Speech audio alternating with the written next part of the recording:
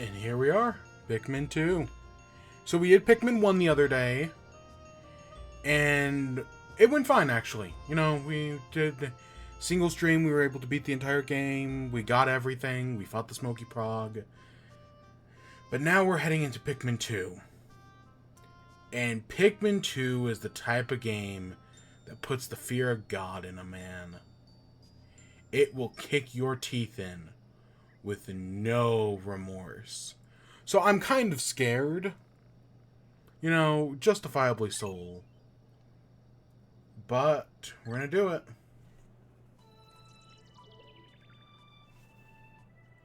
Alright. And let's go. It's a long-haul deep space shipping company. One day, its only employee of any merit, Captain Olimar, crashed on an uncharted planet while on a something. There, he was aided by indigenous creatures, which he called Pikmin. In the end, Captain Olimar escaped. But in Olimar's absence, his employer, Hocotate Freight, ran into financial difficulties.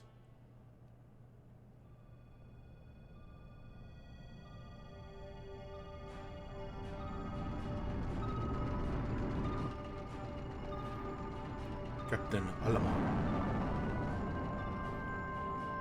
Planet Hocotate. Hocotate Freight.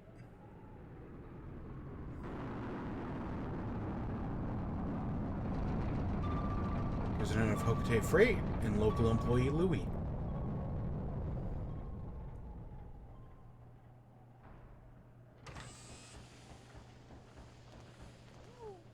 Olimar, I'm so glad you're safe. Yes, very glad, quite glad, but...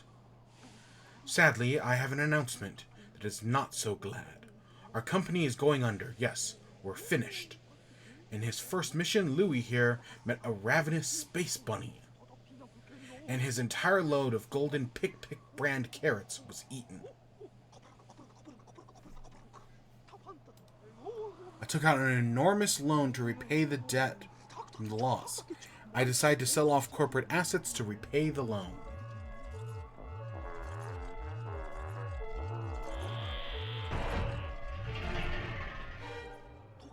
But the only asset we had to sell was your ship, the SS Dolphin. As for the rest of our loan, 10,100 Pocos.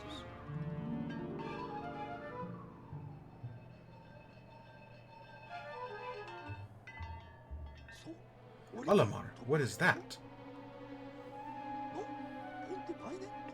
You brought that back as a souvenir for your kid? Treasure, treasure, treasure. Money, money, money.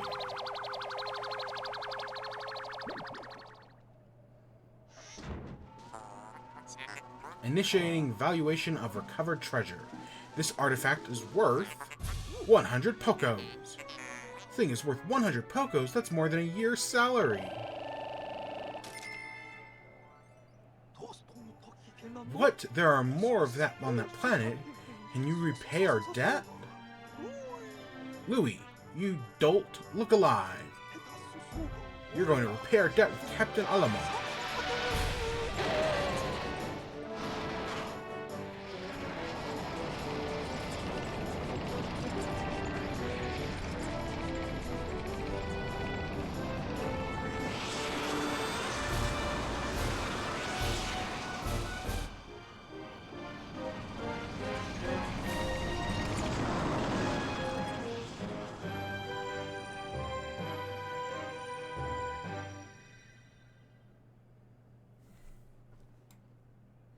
The Valley of Repose.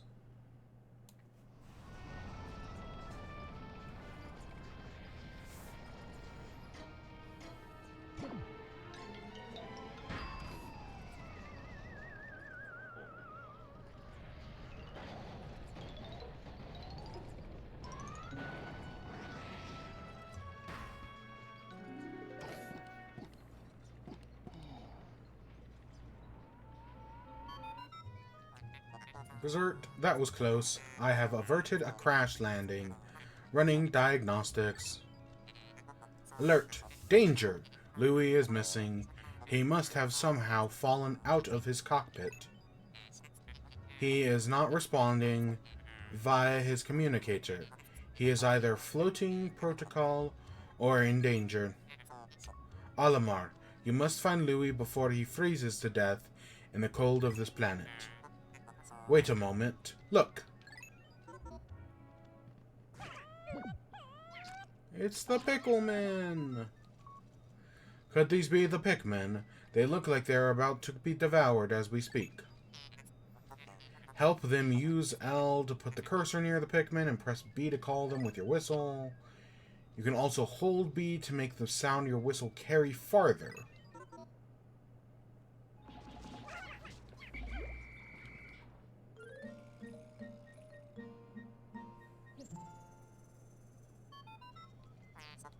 The Pikmin ran to your side. They seem to remember you, Captain Olimar. How fascinating.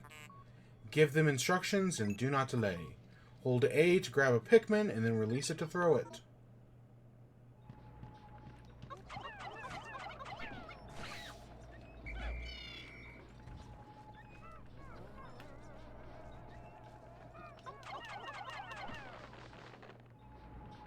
Oh, we need more. Attention, Captain Olimar. I must have re-established my communications link with Louis. It is fortunate that we have managed to confirm his safety. Press Y on your communicator with him. I'm quite interested in the details of his condition.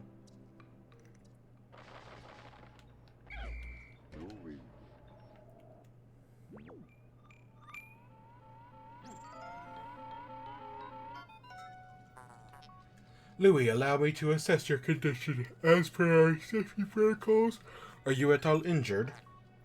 Is that so? Then my concerns are eased. Our communication link shows that you are nearby. Can you make your way to our location and rejoin us? I will navigate for you. Press plus to contact me, obtain information about the terrain. So much like on the first day of any Pikmin game, you know, you're not timed here, and it's just about going around and collecting Pikmin. Louis, the odd object before you appears to be one of the onions mentioned in Olimar's report.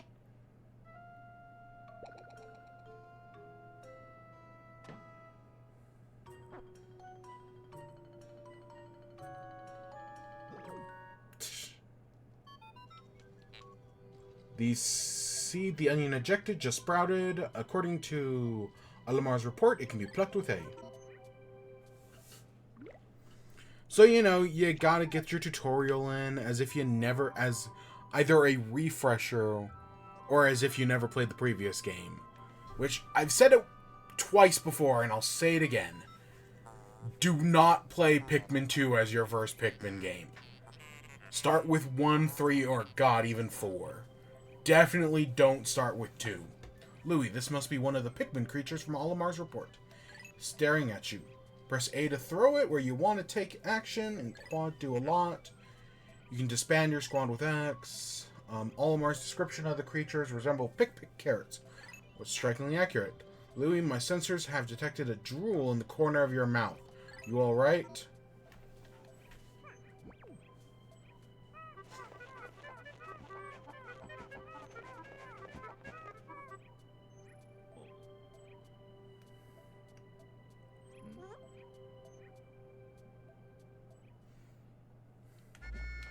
So already we're getting to learn a little bit about Louis. His two most important characteristics. He's a coward and he's a glutton. Not unlike our boss, meanwhile, is Mr. Krabs. Oh yeah, Mr. Krabs. Mr. Krabs. So we know how all of this works, you know. This is just a refresher, tutorializing everything. This is a Nintendo game, so they're legally required to do it. The onion ejected seeds from the pellet. That flower must be nutrients to breed Pikmin. Yes, gather nutrients and use the onion to further propagate the species. The onion is the Pikmin mothership.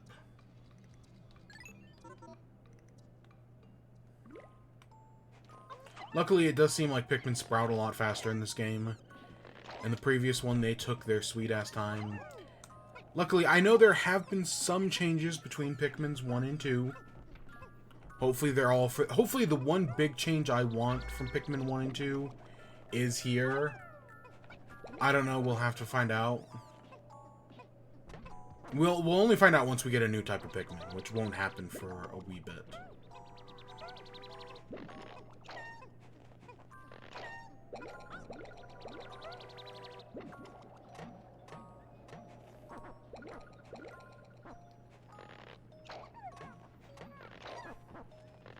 Yeah, Louie's a glutton and an idiot.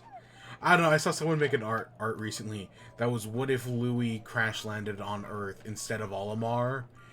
And it was Louie just eating the going feral and eating the Pikmin. Perhaps this object is one of the treasures that we are searching for. The only reason we found it here is because this is where you crash landed. How fortunate. I would like to appropriate, but we must regroup with Olimar first. Press ZL to move the camera behind you. So press ZR to zoom in or out. Press left or right to rotate the camera.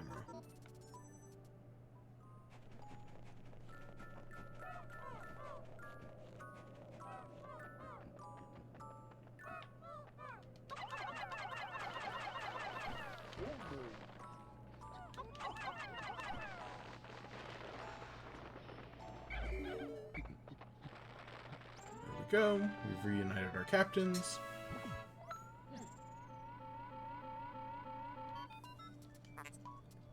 Olimar, you are reunited at last. This has been a troublesome start to our trip.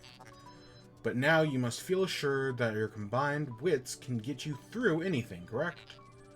From now on, use B to form a single group, X to take a solo action, or Y to change leaders.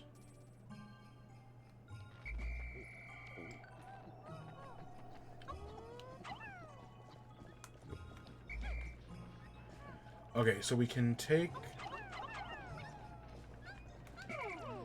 So yeah, we can do that to separate everyone. And then we can just switch on a dime. Right, so if we want to play Olimar or Louie, we can just switch. Okay, we need more Pikmin. It is rather convenient. So, one of the changes I know from this game in the original, from this new version to the original, is that, right, this is an electric power super battery, right? It's just some generic battery brand. In the original Pikmin 2, this was, I want to say, a Duracell battery.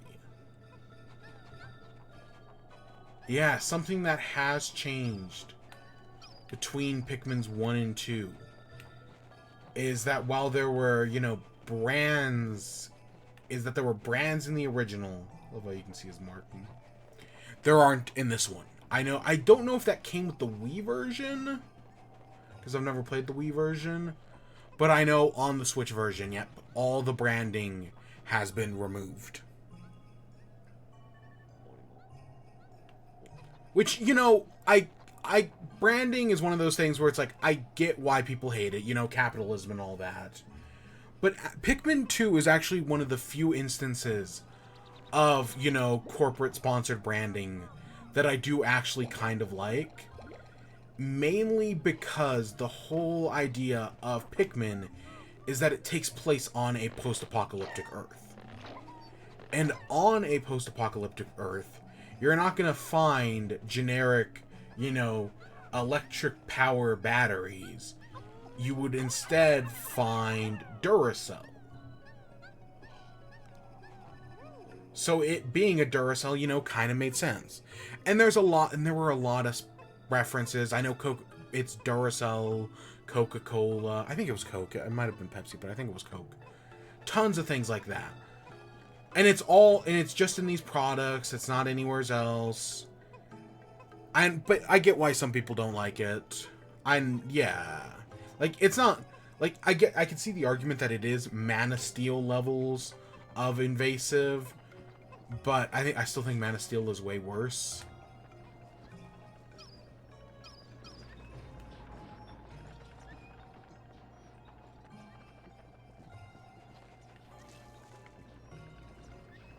But no, I actually kind of like the branding in Pikmin 2. And of course, I'm assuming all the Nintendo branded stuff is still here. Right? Like, I'm assuming that didn't change. No, there is one treasure that I do wonder if it has changed. Because I know it was not in the... It's in the American version, but it was not in the European version. So we'll see if it's still here or not.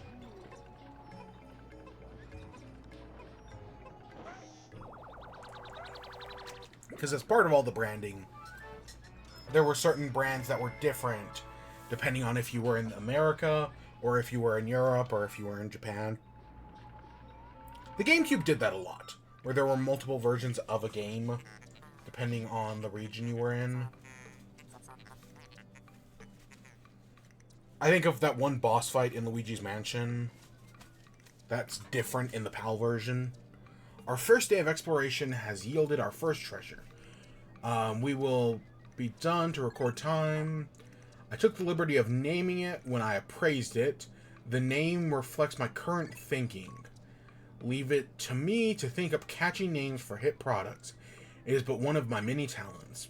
We shall end our first day here and report back to the president. His face will surely be joyous. However, to communicate with Hocotate, we must fly into low orbit above the planet. We will not return to the surface until morning, so as to avoid the indigenous nocturnal creatures. So yeah, Earth is still Earth. We gotta avoid the crazy scaries at night.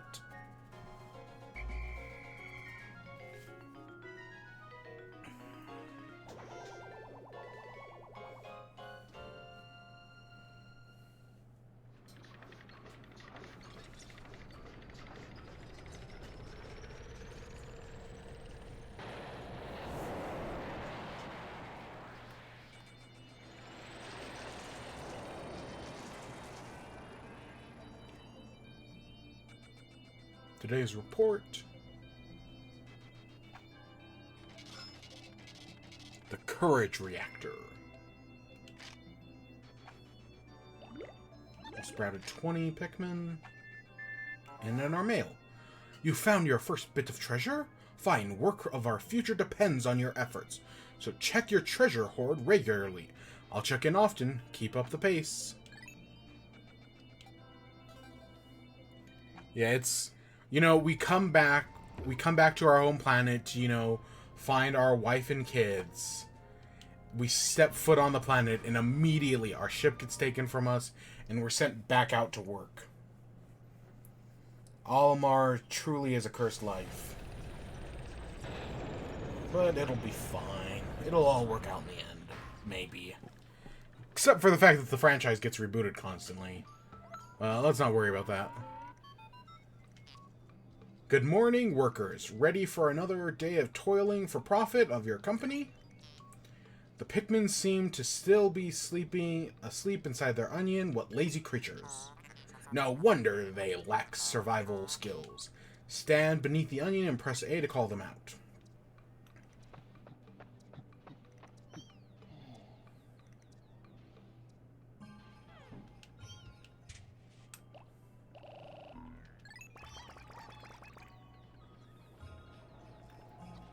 So yeah, we're building up armies. Louie, you stay and pluck the Pikmin. I'll be honest, in my memory, we have 2 captains in this game. But I know in future Pikmin games, having 2 captains can actually be very beneficial, as you can basically divide and conquer your captains. But in this second game, like, it's cool to have 2 captains. It makes a lot of sense. But I also don't remember it actually, like, dividing and conquering your captains actually being that useful. Maybe it's just my memory of things.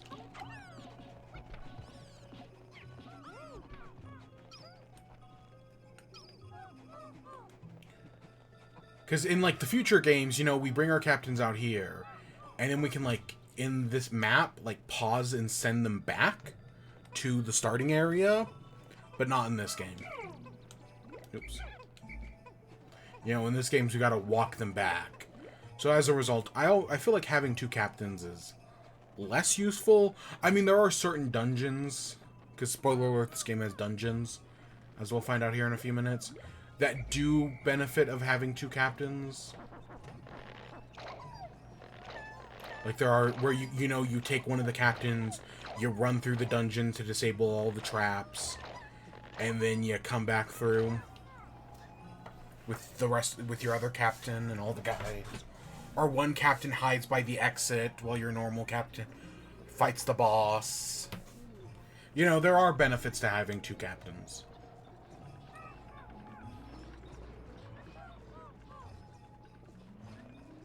We see water over there that we can't go to.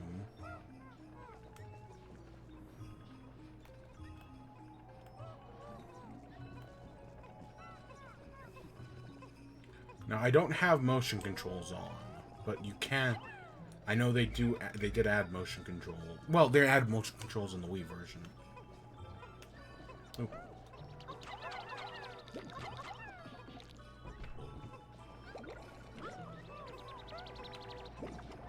Might as well just build up as many as we can.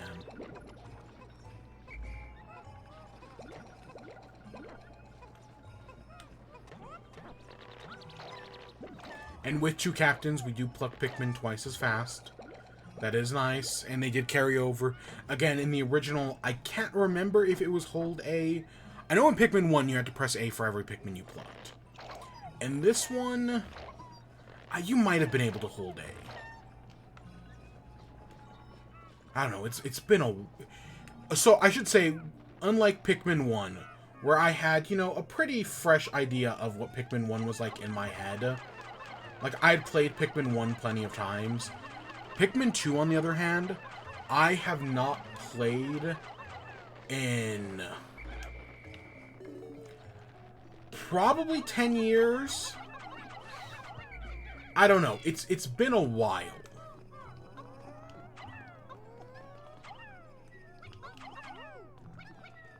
I guess that's how I'll put it. It has been a while since I have played Pikmin 2.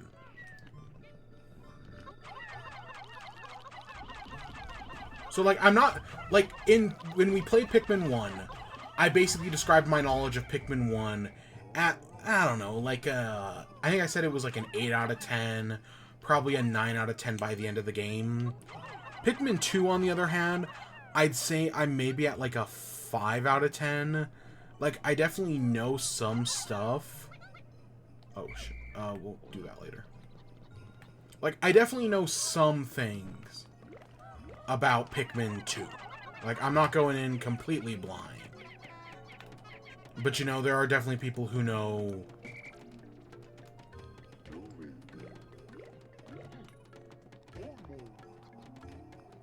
way more than me, if that... Because I have not played this game in a long time. Also, I did pull up a timer. You know, I'm going to put it... Because this... So, Pikmin 1, we beat in like 3.5 hours. I actually looked it up because I was curious. If we submitted my speedrun... My just casual playthrough of Pikmin 1 to speedrun.com, it would be the 10th fastest speedrun. Mainly because it's the Switch version, and only 9 people have run it. So, like, that's why it would rank at number 10, because only 9 people have run the Switch version. But, like, that is a thing. I find that kind of funny.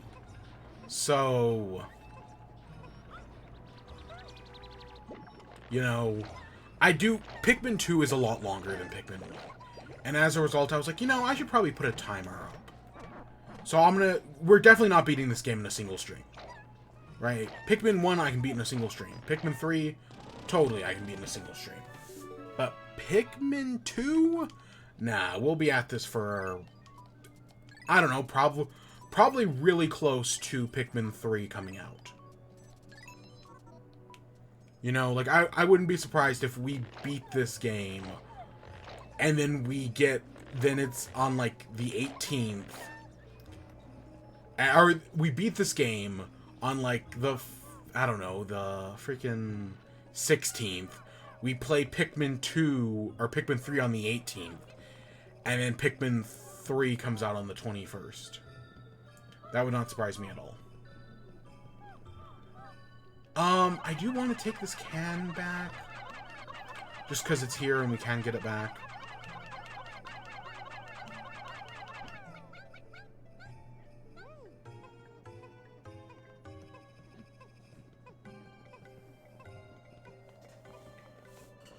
So, yeah, we're gonna...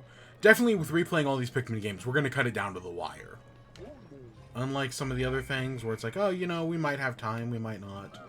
No, we're gonna cut this one down to the wire. So we have our first dungeon here. This is... what's it called? I don't remember what it's called. Interesting warm air is welling up from this hole in the ground. What could lie underground? What is wrong? You both show expressions of unease. Do not fear. The leader's group of Pikmin will join you. I shall dispatch my research pod too. I will turn the Pikmin outside of that group to the onion. Approaching the hole and pressing A to jump in. So definitely from the Pikmin 4 demo, because they have brought back dungeons, but they have definitely added some quality of life improvements. It's definitely one of those things where things do work a little differently.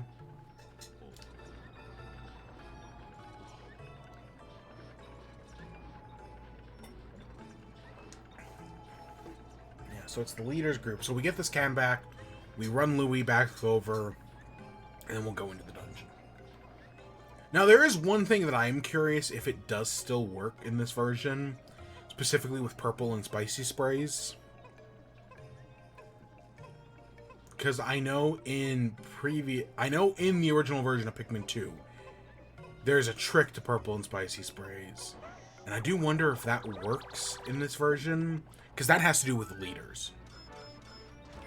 We got the Udder Scrap.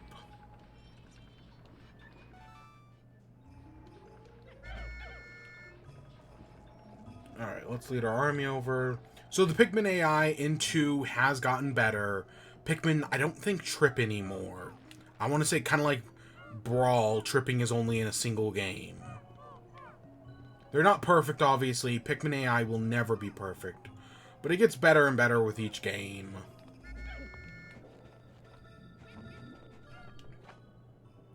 Alright, so we got Emergence Cave. So there's little things for hazards at the top. And you can see this dungeon has no hazards in it. So that's not something we have to worry about here. I want to say this is only like 2 or 3 floors at most. You know, it's Emergence Cave.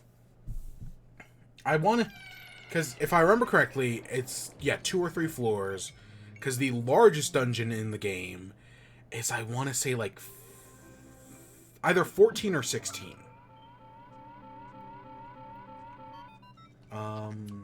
Intriguing. My heat sensors indicate that this hole's interior is warmer than on the surface. Analysis suggests danger lies ahead, but the promise of treasure is tantalizing. If you wish to check the underground terrain, press plus on the communicate with me.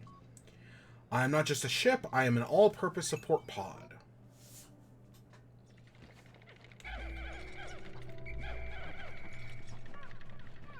Alright, so while we do have to be careful of traps in these games, that's not in this one. That's not yet.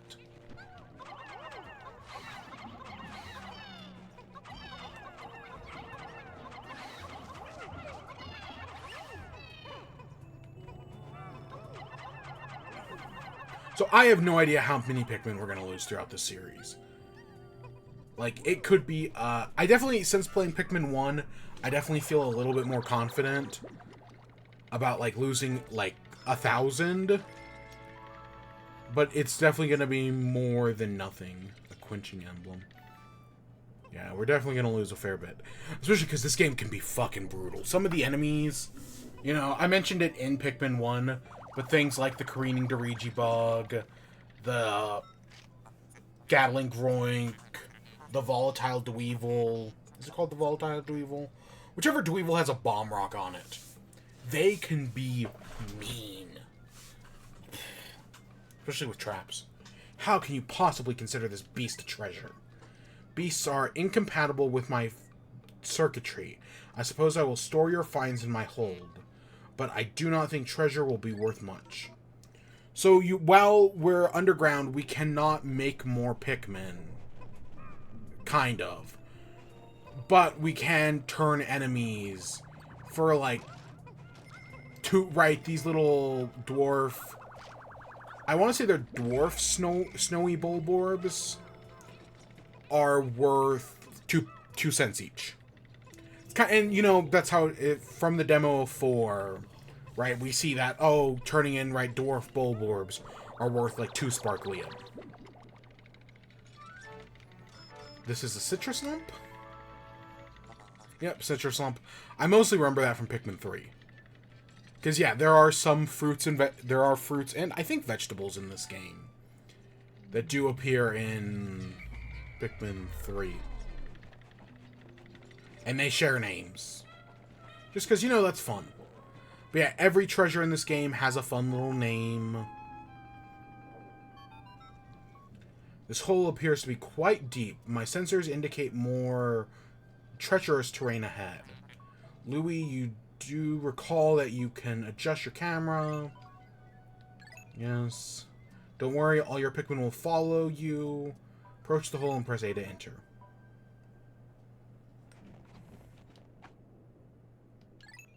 So I'm pretty sure as long as you have your Pikmin in one of your captain's parties, I don't think it matters which one, they will all come down to the next floor with you. Also, you'll notice the game saves between floors. So let's say we're on here on sublevel 2, and we lose, like, 69 of our red Pikmins. Because the game saved, we can quit and go back in. And, you know, things will work out all right. Right? We can try again. So the game has some precautions built in. Just so that way you don't lose everything. It's actually kind of convenient. So we have this... Is it called a stellar orb? It's inconceivable that such an immense object has been buried for so long. The design of this outer shell resembles the surface of the planet, as seen from space. Perhaps it can be used for something other than salvage. But how will we ever lift it? I fear that even 100 red Pikmin will be unable to lift it. So yes, as you can see, that is a globe of Earth. Because yes, we are the planet that's called PNF 404, even though it's not called PNF 404 in this game, is Earth. It's called that in, I want to say the next one.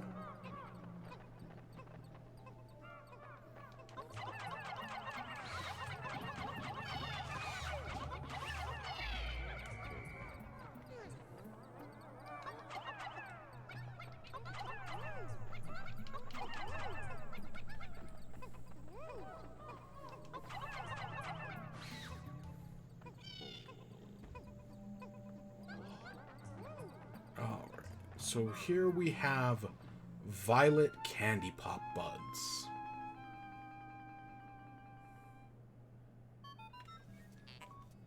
Astounding, a flower blooms in a cave deep beneath the snowy landscape.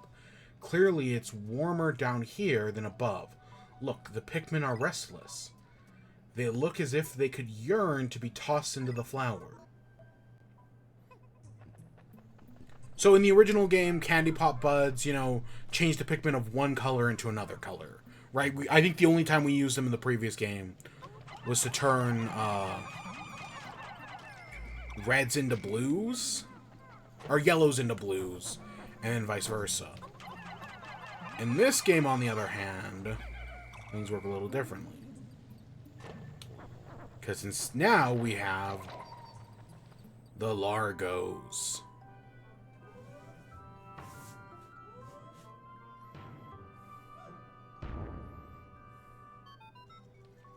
Amazing, a purple Pikmin. It has hair, and it's quite stocky. It seems very heavy and strong. This kind of Pikmin was not mentioned in your report, Olimar. It must be an entirely new type. Transforming Pikmin by tossing them into flowers. Intriguing. Perhaps there are others. So, yep, we get our first new type of Pikmin in this game. That being purple Pikmin.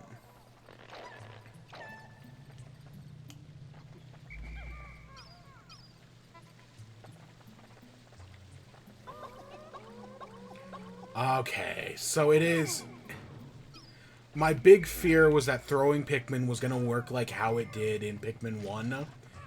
And yes, that does seem to be the case. You can only change Pikmin types while you're holding it. And it only throws whatever's closest to you.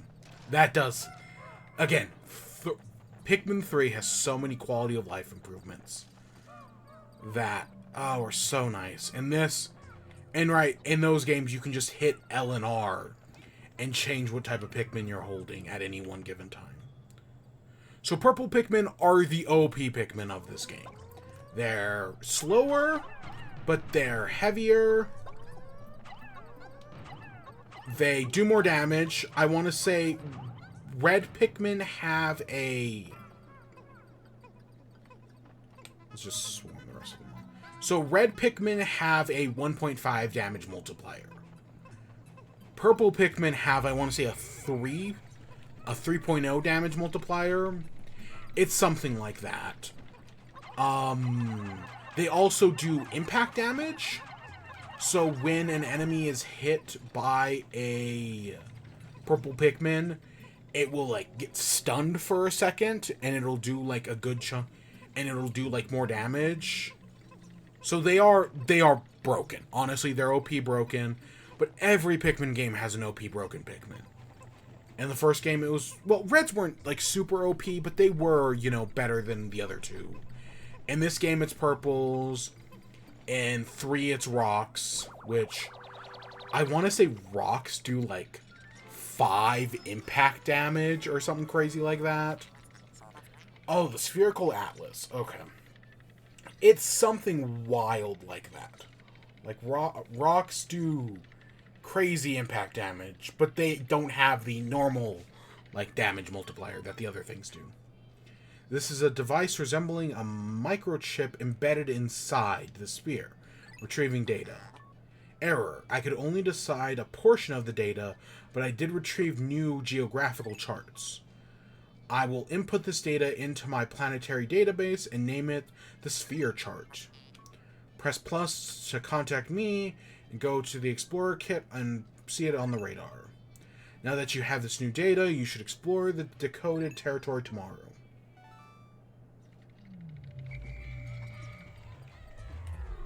Now, we so far haven't had a way to flower our Pikmin. That's definitely something we're going to have to do.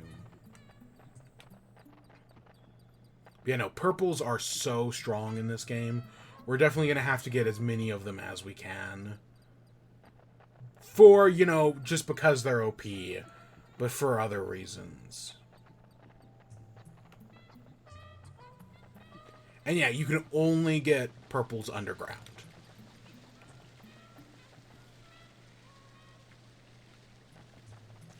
I'm going to have to look up how to grind purple Pikmin, but we'll do that near the end of the game. Astounding. Water is shooting out of this geyser with incredible force. Sensors indicate it has enough power to launch you into the air. Approach it and press A.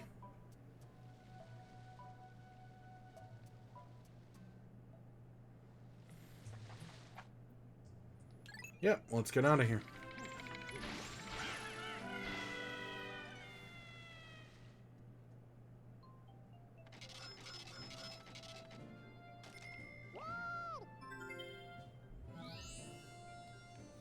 Cave complete. We got all 3 out of 3 treasures. And we're all good.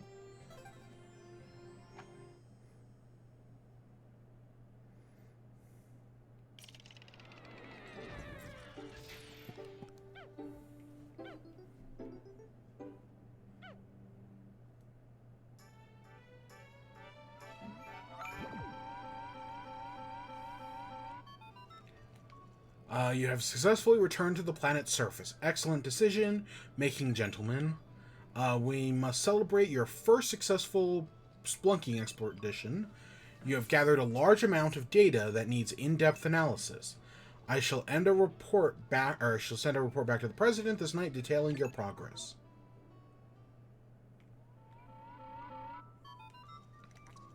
Almar and Louis, since you will explore a new area tomorrow, today's work is done. What? You still want to do more work? Unacceptable. You may not realize it, but you are exhausted. You should take a much-needed rest, as you have all the time you need to collect treasure. Haste makes wakes, so take it slow and steady. So, purple Pikmin don't have an onion. So instead, they get stored in the ship. Yep. We have our first Pikmin type without an onion. This is before the days of the onion. One onion to rule them all, however you want to put it. So it does look so far that Ice Pikmin in the new game work just like the purples do in this one, where they can only be found underground. So far, I don't think we've seen any, like, cyan candy pop buds, but I'm sure they do exist. We're almost a tenth of the way through the debt.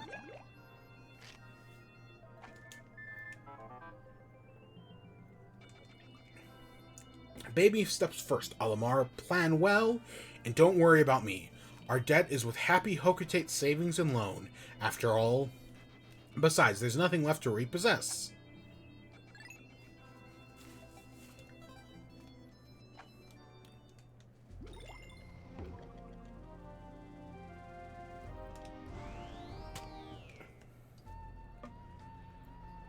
Alright, so now we have the Awakening Woods. If I remember correctly, each area in this game is based on a different season. So, right, we were just in the winter area. Now I think we're heading to the spring area, if I remember correctly. But you may notice this area looks kind of familiar. As do all the areas in this game. Because they are just modifications of areas from the previous game. Good morning. It should please you to know that the purple Pikmin are lodged safely in my hull. The confines of my interior seem to suit them perfectly, though they do occasionally tickle me. Stand in the ring of light below me and press A to call the purple Pikmin out.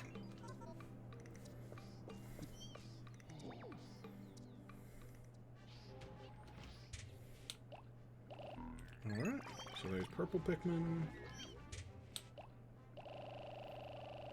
Let's get all 70 of our guys. So we should still be making more Pikmin, you know, it's always important to make more Pikmin.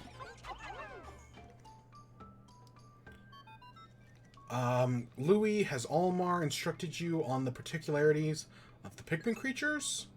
The Pikmins form groups based on the color when disbanded with X. Grabbing Pikmin with A will cause them to group by color for now. The bonus lesson, first hold A to pick up a Pikmin. Then, while you're holding A, press R to swap between different colored Pikmin. This is the first time you've heard of this. Alamar, remember to properly explain to the new employee.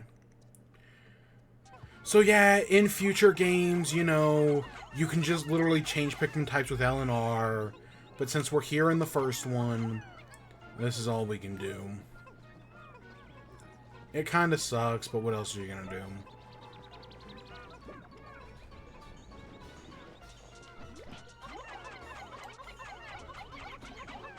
So we do have to be careful of male shear bugs, but females are nothing.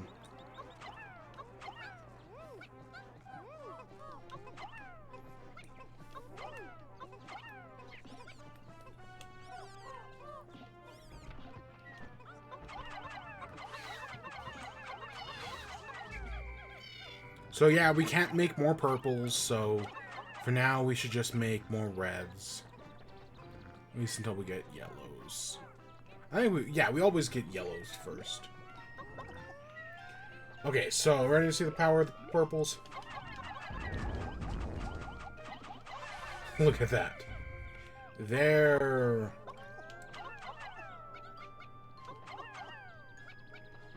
Yellows are reds are purples are very OP.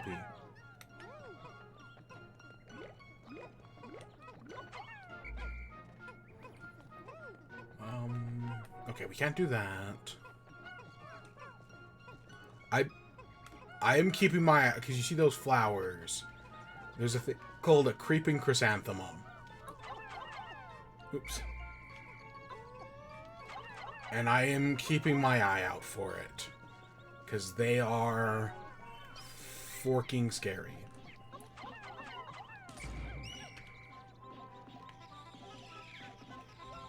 Alright, so that was a honey wisp, and hey, we can sprout some purple flowers, which have purple flowers. Or they're like a pinkish.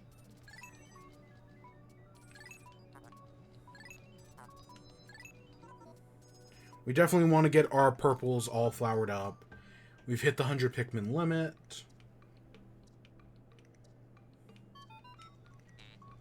Almar, we have a problem.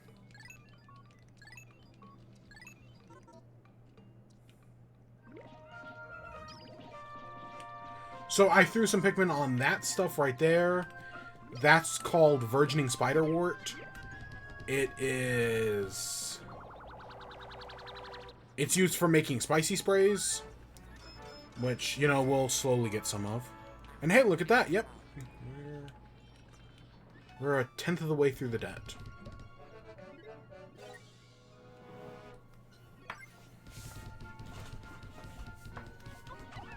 Alright, let's go switch to Louie.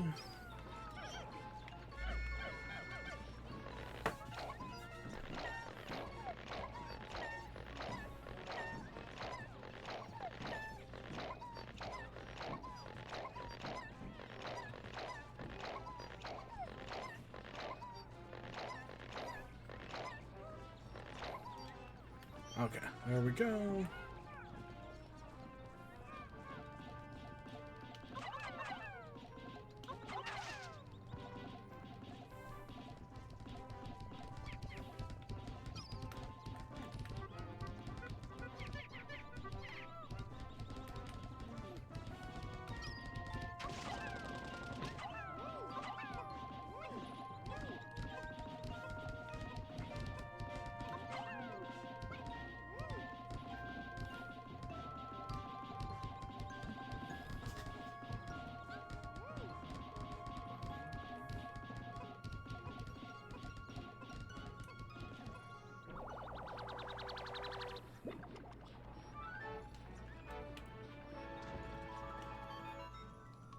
Astounding. This is a berry, contains an ultra spicy essence.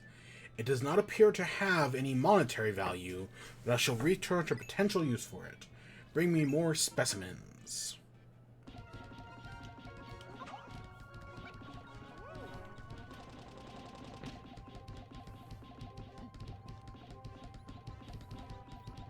It's interesting, because, again, normally in later games, they'll come back once they bring the berry. But I guess that's an addition in 3. There's so many things about this game that I just straight up do not remember. That, again, I know are in later games, but just must not be in this one. Alright, that's done. I'm just waiting for these guys to get their last thing.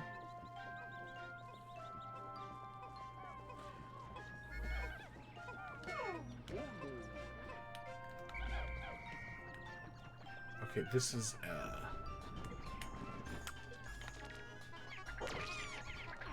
oh, shit. I don't think it killed anybody.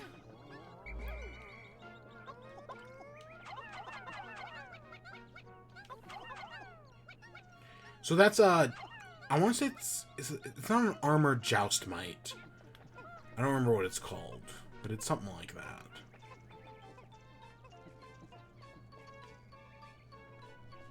Trying to keep an eye out for creeping chrysanthemums. Oh shit.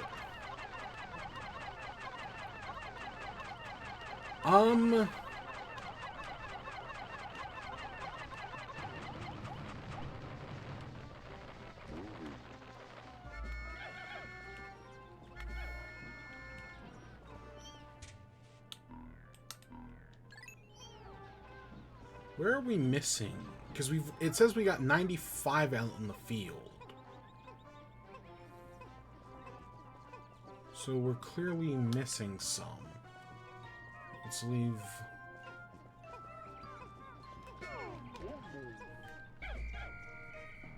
Okay, we can't get enough to do that. can't get up there, so I guess let's head this way.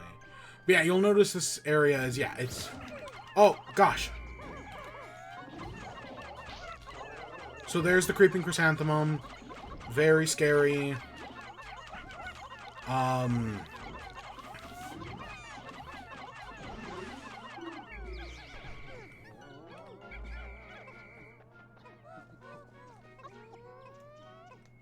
Did we lose? We did lose that purple. Oh. No. Never mind, we did not.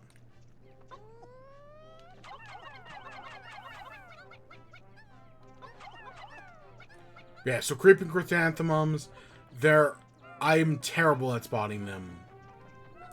That's a poison gate, we can't do anything about that. But we have this. Biological sensors are reacting violently. The readings are anonymous.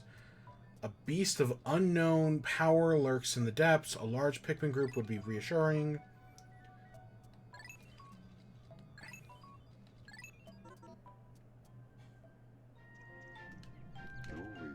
Okay, let's... Honestly, we can just take Louie and...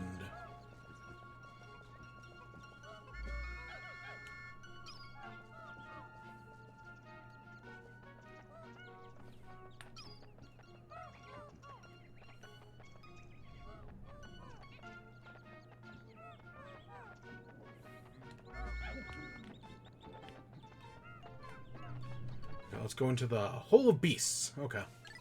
And we can see there are fire hazards here.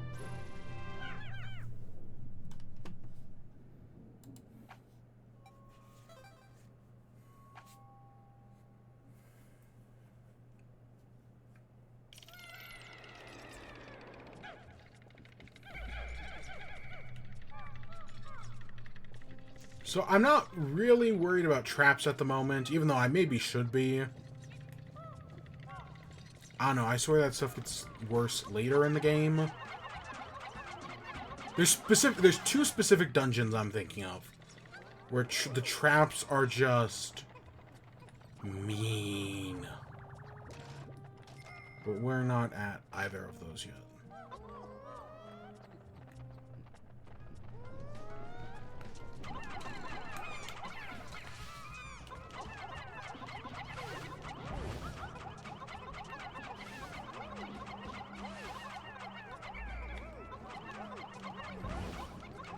Oh, so as part of Purple's being OP, I know part of their, like, attack has, like, a homing bit to it. So they can do a little bit of homing. That is super important. So that way, even if you kind of miss, still kind of good.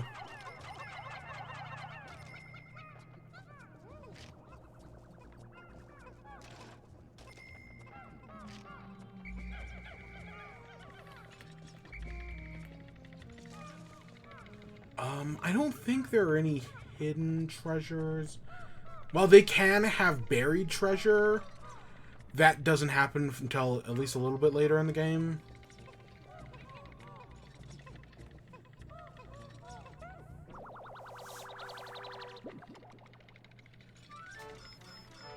Hey, look, it's an NES D-pad. The Stone of Glory. At least I'm pretty sure it's supposed to be an NES.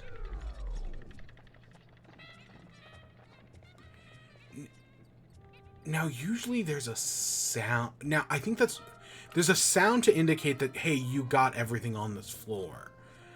I just don't think that happens until we get a certain upgrade. Wait, did that Pikmin? I swear they removed that tripping is a thing only in the first game. Maybe it is in the second one.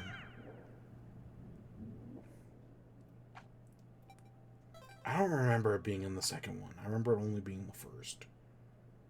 But I guess I could be wrong.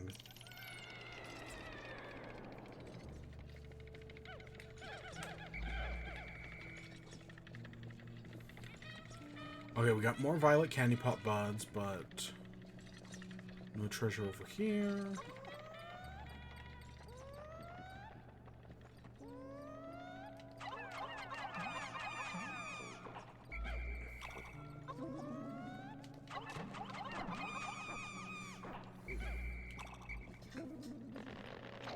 Yes, I need as many purples as I can get.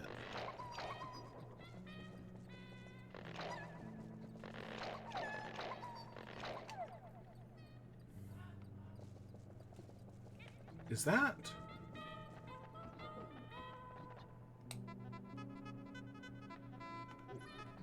Again, I know they can bury treasures underground. I just don't think that happens yet.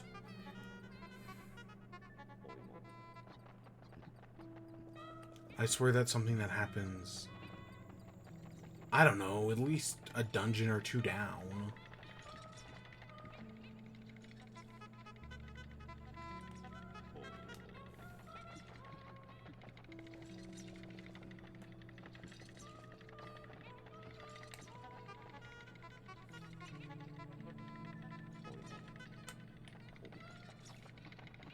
Nah, I don't see any.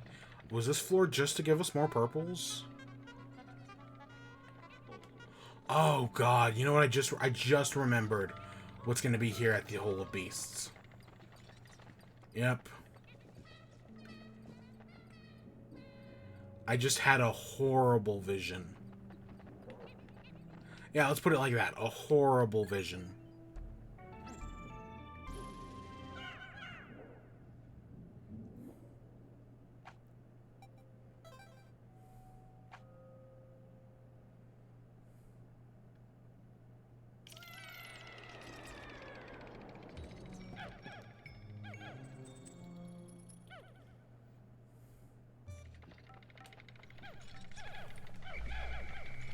Okay, so we have fire geysers here.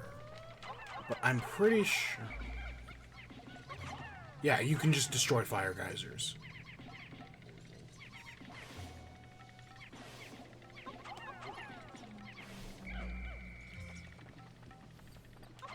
So that way you don't gotta worry about any purples getting caught up in fire geysers. The reds will just take care of it.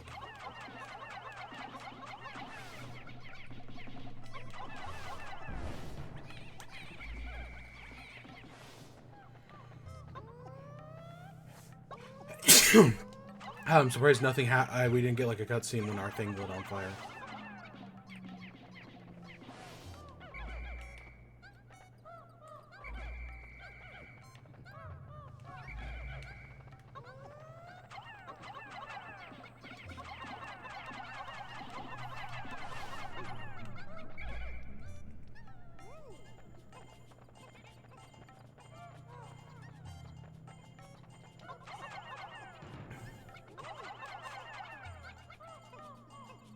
Yeah, even though purples are heavier, they definitely are not faster.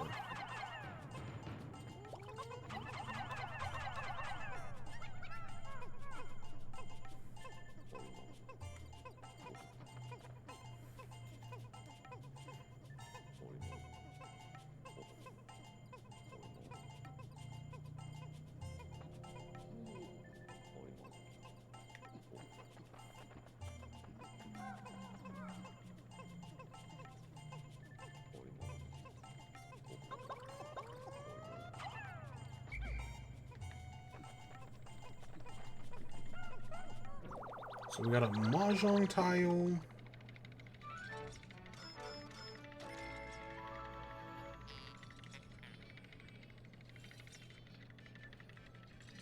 Strife monolith. And we have this thing. So this is a flaw. So for all the Zoomers out there who, unlike an old boomer like myself, this was what was called a floppy disk. And, yep, this is a disc.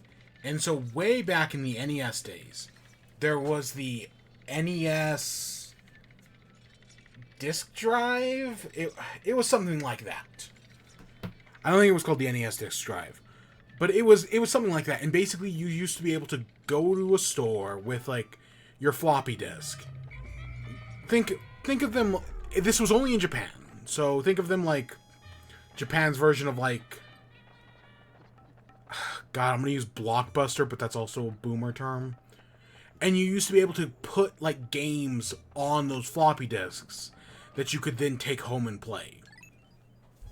So, right, I would put a game, like, I would go there, download a game onto my floppy disk, take it home, play it, and I would go back later on, like let's say I beat the game, and then I would get a new game on the floppy disk, right? It would overwrite the old one to put a new one on. And you know, it was probably cheaper than buying like NES cartridges or Famicom cartridges as they would be in Japan. It was probably cheaper than that, but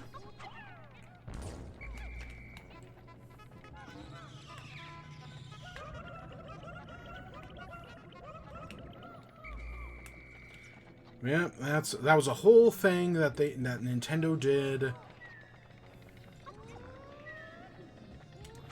And yeah, it was actually, from my understanding, it was actually kind of successful.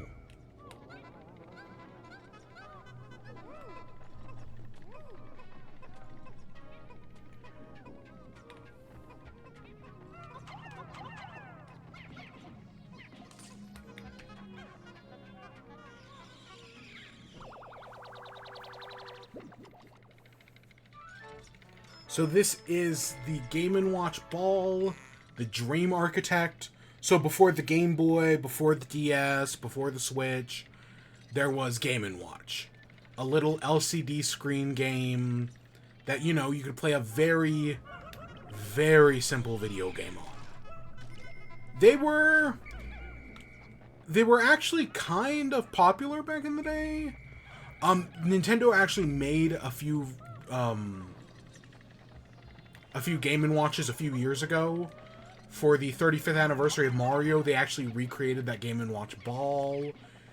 And then for the whatever anniversary of Zelda, they created a different one. They created like a green one that I want to say was Mole or Exterminator or whatever. I don't know. I actually got the Zelda one because it went on sale for like $20. And I was like, yeah, you know, I'll buy one of these for $20. And it plays Link's Awakening, Zelda 1, and Zelda 2. Plus, you know, it's a Game & Watch, so it's literally a watch.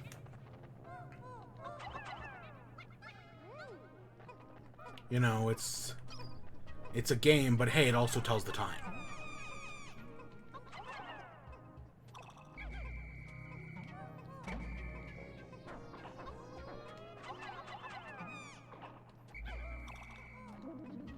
Yeah, they're an interesting little relic of an older time.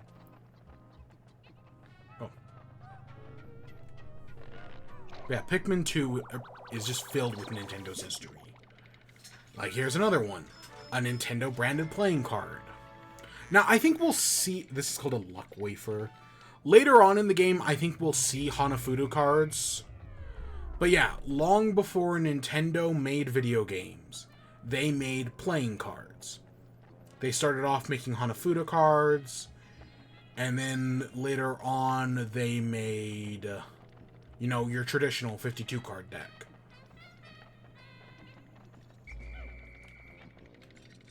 I don't know, go watch the history of Nintendo. Brawl in the... God, at least 10 years ago now. Brawl in the Family made a video called The History of Nintendo. It's a little nerdy song that tells you the entire history of Nintendo in like 3.5 minutes. And it covers all this shit. It had to be at least 10 years ago, if not more. Because I want to say it came out like right before the Wii U released. So I want to say it came out like the Wii U released in November. And Brawl in the Family put out that song in, I don't know, like September, if not earlier. I honestly probably know the entire song. Takes the form of this nerdy song. So we're here on the final floor. I wanted to divide all of our groups. Let's get just like 2 or 3 of you.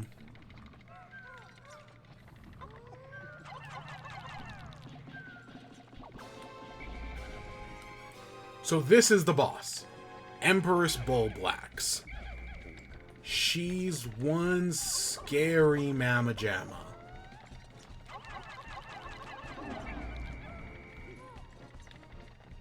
She's got a lot of health. And, as you'll see, she can roll around, and when she rolls, she crushes Pikmin. So, when she starts shaking like that, get out of the way, or she will crush your Pikmin. It's honestly just safe to whistle back as soon as you can. Do as much damage as you can. Now, later versions of this fight are a lot harder. Spoiler alert. I want to say you fight this boss like 3 times.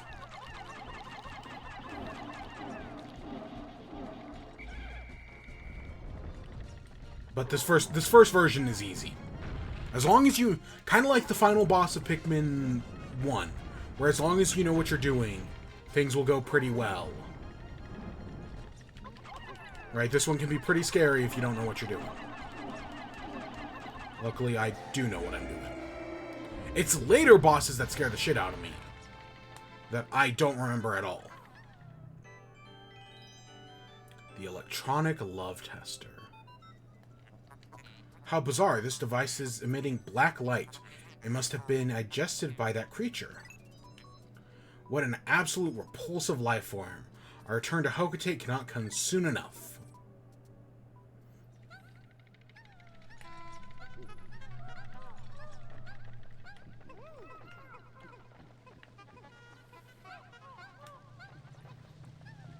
So the Love Tester, this is another product that was made by Nintendo before they made video games, and it was like 2 people, like one person grabs that knob, one person grabs the other knob, and then it, you know, tests your love based on like the meter. Yes, this was a real thing made by Nintendo back during the days of like the Ultra Hand, and you know, because Nintendo did love testers, they did love hotels. Love testers in love hotels. Processing complete. The treasure gauge is now fully operational. It will now appear on your monitor. The needle moves right as you approach treasure. So this is super important. You know, now in the corner there, you see the treasure gauge right above the timer. And yeah, it tells you... I really should put the timer in the top corner. But whatever. Maybe in the next room. Yeah, the treasure gauge will now tell you what treasure is in a floor, and it will also tell you if you've gotten everything. I hope we got everything. Because yes, in theory you can revisit dungeons if you don't get everything.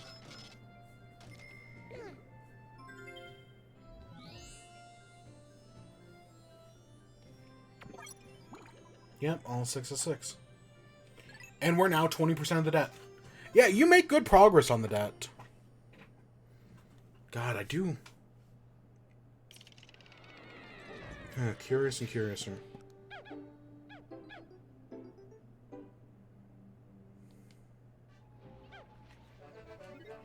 Alright, 20% of the debt completed. Okay, what else do we do from here? So it looks like all the enemies respawn. So while you're in the dungeon, time does not move. So, you know, you don't got to worry about running out of time in a dungeon. Time stands still in dungeons. Which is nice, you know, it's rather convenient that they do that.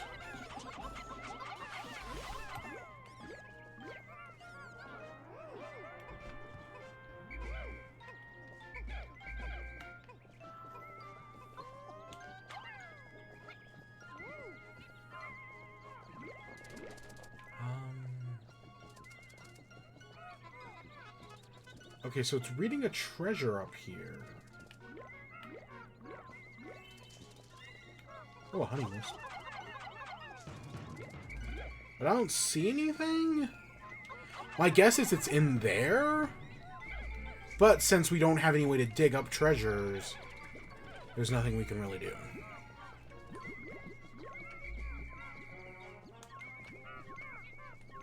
So yeah, there's definitely something in there.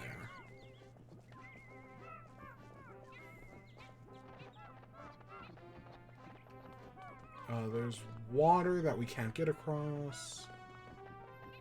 More water we can't get across. I don't know if we can send our captain up there. I don't know. In future games, you can throw captains, but I don't know if you can do that in this one. Oh shit! Look at this. Took out the honey wisps.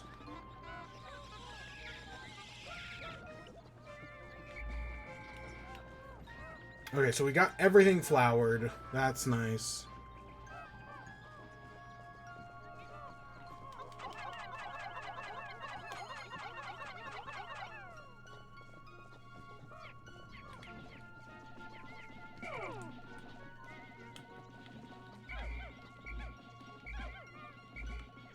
I'm gonna leave Louie here.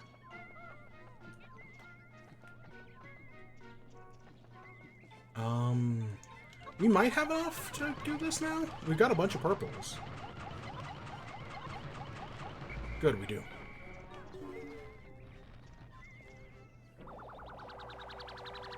Okay, now this should be our first ultra spicy spray.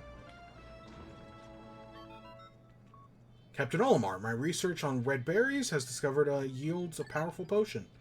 Beyond the ultra spicy spray, although it is untested, I believe it will have a spectacular result. Spray it allows you by pressing the down on the D-pad. I can produce 1 bottle of spray for every 10 berries.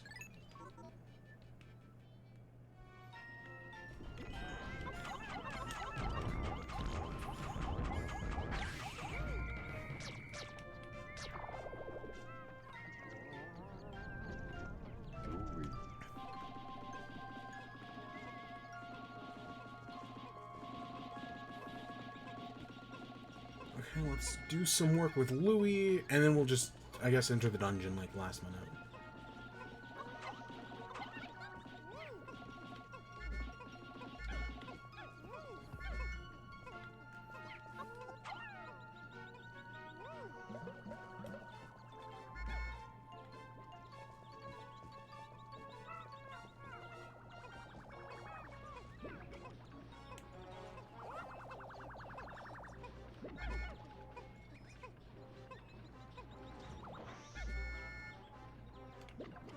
Okay. 2 dungeons today isn't bad.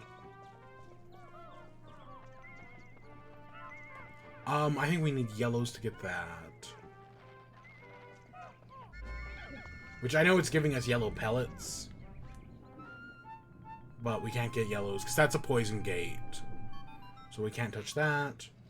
Astounding, my metal detectors are reacting violently. What could be down below? The exploration pod will drop loot and make room to carry your Louie.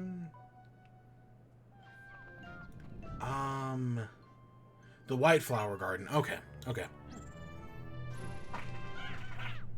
Good.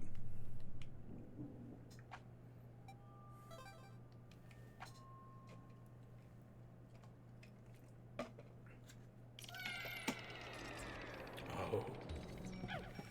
Okay, so if any place is gonna show up with traps, because the biggest traps in the game, and it's again, it's not this early, but they come in dungeons like this.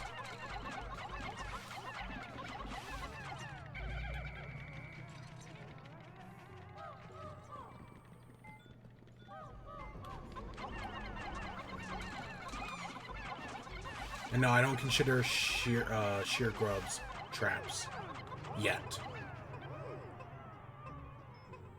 They totally do qualify, though.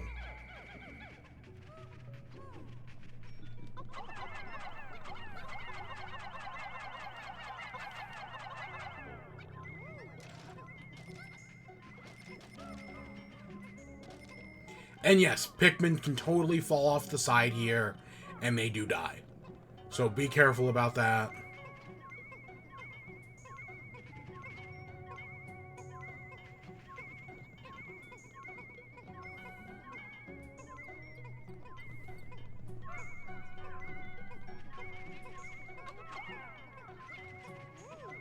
And there are some wonky physics in this game, so...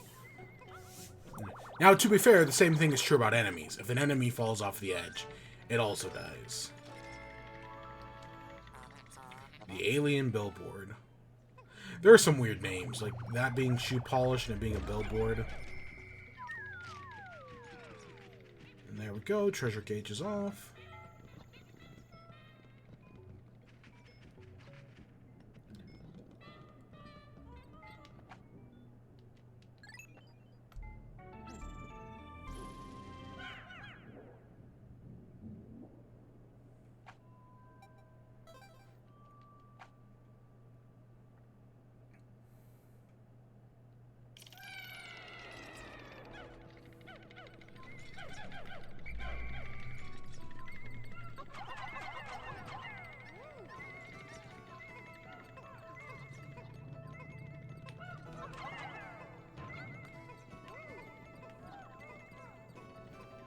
Alright, so here we have puffy blowhogs.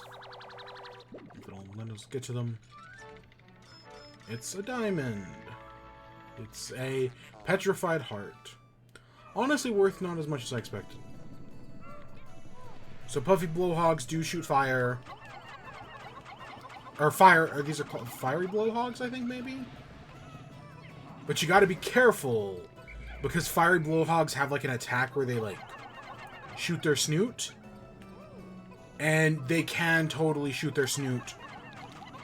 Not like their fire attack, like that. But like that, right there, where they throw enemies, and they can totally throw them off the edge.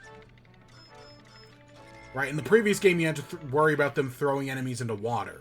Drought Ender. In this game, no, you gotta worry about them throwing enemies off the edge.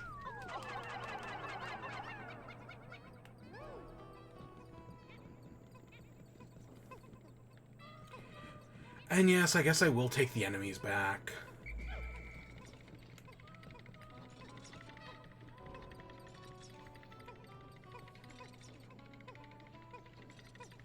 I don't know. I'm trying to play rather safe than sorry, and just making sure I have all the members in my squad before we head down to the next floor, because I really don't want anybody to be left behind.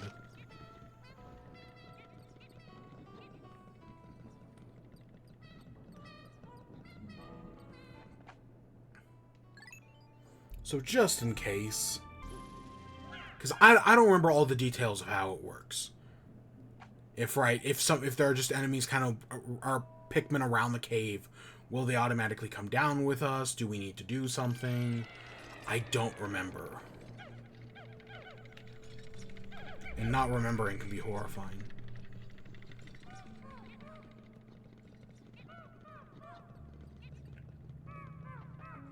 Alright, so here we have... Oh, what are they called? Ivory candy pop buds? How can this flower be so deep underground? Blooms so robustly. How mysterious. This place is conspicuously warm. Could it be the active kind of hothouse or foliage? What an interesting development. The Pikmin look as if they long to be tossed into the flower. So yeah, I think these are ivory candy pop buds.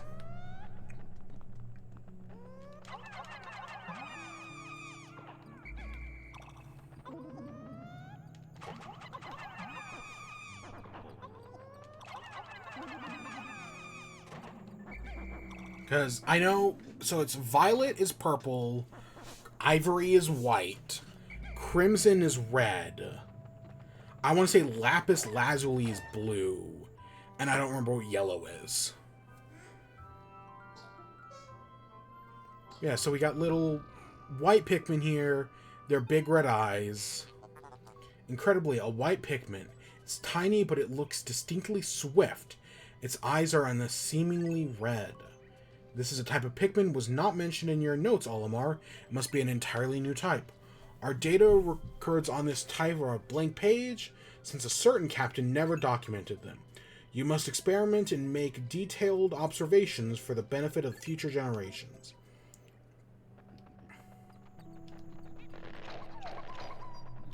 So yeah, these are white Pikmin. You'll notice they're smaller than the other types, but they've got a few special characteristics of their own. The three most important ones are they're faster than every other type of Pikmin. So you'll notice even the unflowered whites are able to keep up with us. That's important detail number one. Important detail number two, as you can kind of see in that cutscene, they breathe poison. So yeah, white Pikmin are both immune to poison, and if an enemy eats them, they do poison damage to an enemy. So, like, if an enemy eats a white Pikmin, they get poisoned, which is not always the greatest, but, you know, whatever. And then, finally, they can dig. White Pikmin, because of their red eyes, they're able to, like, see underground. Amazing. The white Pikmin have unearthed a treasure that was completely buried in the ground. Perhaps these beady red eyes of theirs allow them to see objects buried in the dirt. Yeah, they basically have X-ray vision because of their red eyes.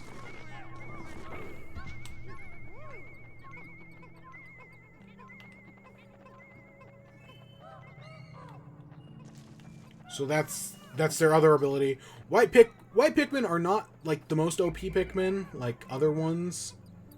You know, they've got their own strengths and flaws. But I actually really do like white Pikmin. I think I like the white contrasted by the red eyes. I think they're very cute. Much like purples, they don't have their own onion. They're only found underground. I don't think at any point we'll ever need 100 of them. Whereas we will need 100 purples. But yeah, no, I think they're cute little buggers. Super Stick Textile.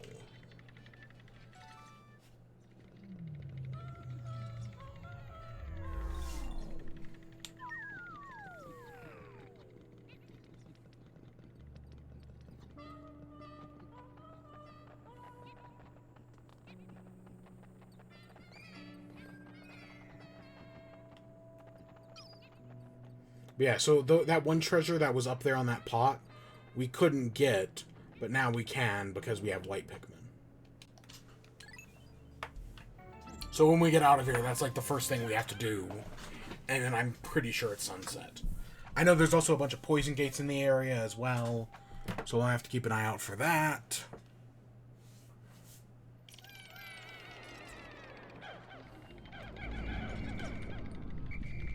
Like I said earlier, white Pikmin can... Oops. So in the previous game, poison was more or less an instant kill. I mean, there was only a single enemy that had a poison power, that being the Smoky Prog. But yeah, it was more or less an instant kill. In this game, no. There is an instant kill in this game that we do have to worry about. But we haven't gotten that far yet.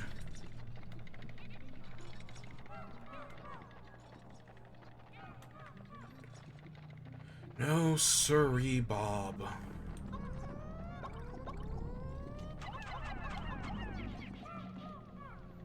But we will 100% have to deal with that. And it's freaking scary, man. I have lost plenty of Pikmin to it.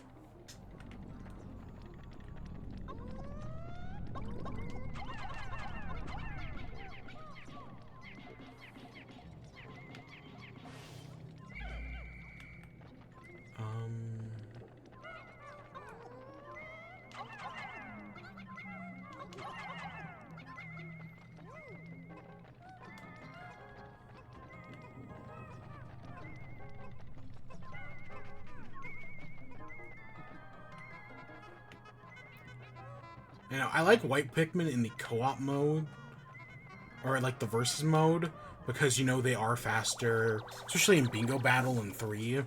They're very useful at getting stuff back to base fast enough. Survival ointment.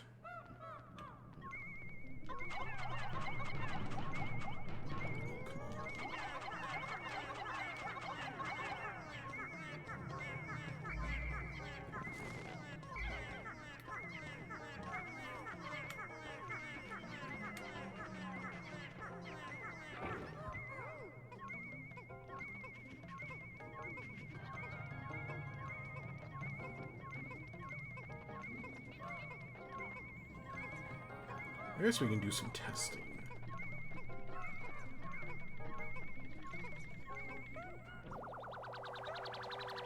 Alright. This is the Toxic Toadstool. Okay, so I want to do some testing.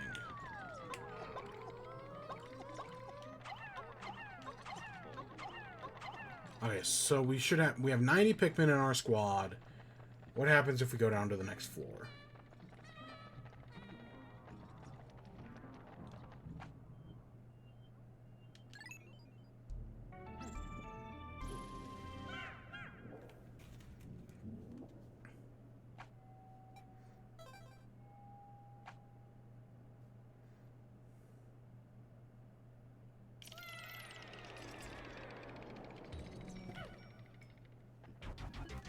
Final floor.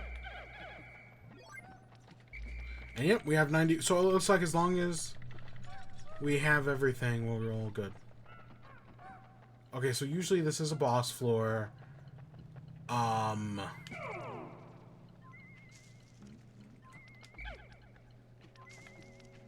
don't know what boss this is.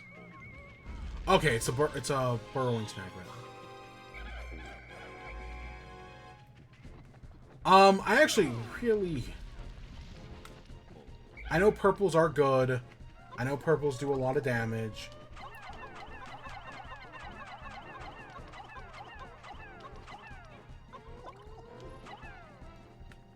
I'd rather sacrifice all my reds. Not that burrowing snagrets are that strong, mind you. But, you know, we have so many Pikmin of more important value.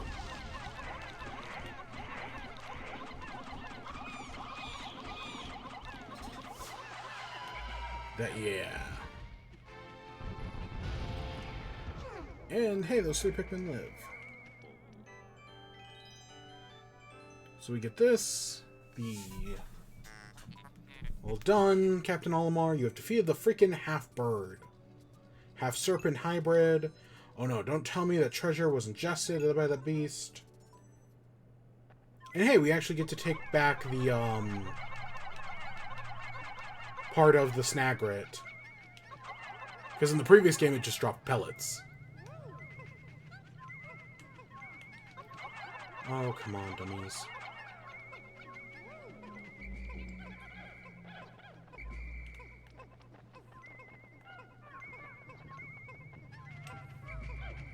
For some reason, I remember you get this treasure later in the game. Maybe I'm thinking of something else.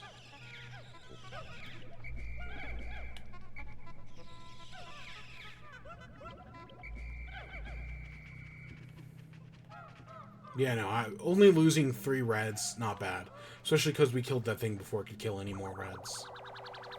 Because it had 3 in its mouth. Hey, Mr. Mustache, how you doing? The 5-man knapsack. This material looks comfortable. I will use it to patch the boss's favorite sleeping bag. Seam test conclusive. Cross-stitching successful. The knapsack is complete. When you're unoccupied in time intervals, press R to take a nap. Sleepy time. Yep, we're taking the train to Sleepy Time Junction. Now, I know I want to say the original, you could use that as, like, a skip. Like, you can use it to, like, skip over walls or something like... It's something like that. I don't remember if that's still a thing in this game. I would have to assume so, but I don't honestly know.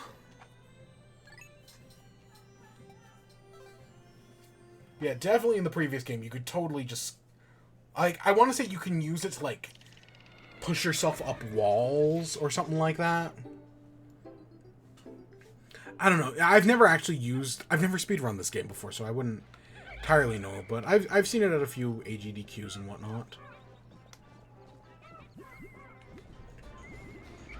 Alright. You dummies.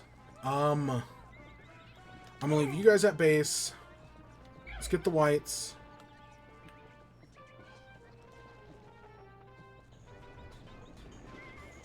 We've only got a few minutes left before our sunset.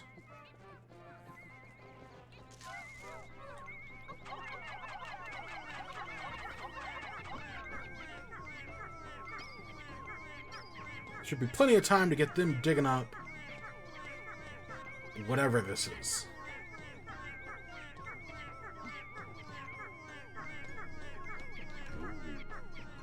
Nah, I'm not. I'm like, we could go get some more berries, but yeah, I'm not stressed to do that.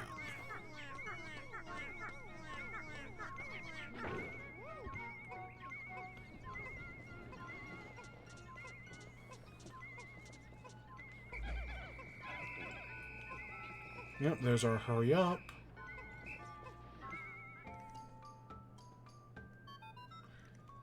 Olimar, the sun will be setting soon. Call all of your Pikmin to you.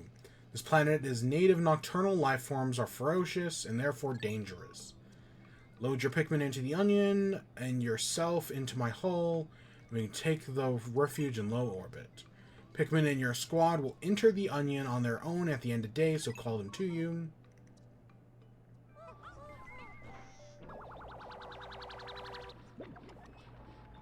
And we have a literal onion, a pilgrim bulb. Gosh, I can't believe that's the end of our first day. I feel like we've been going for an hour on just a single day. I don't know, caves take a lot longer in this game. Let's get some more reds, I guess. I don't know, we're 5 Pikmin short. And I'm assuming that's from something, because I don't know where those 5 Pikmin we're missing is coming from.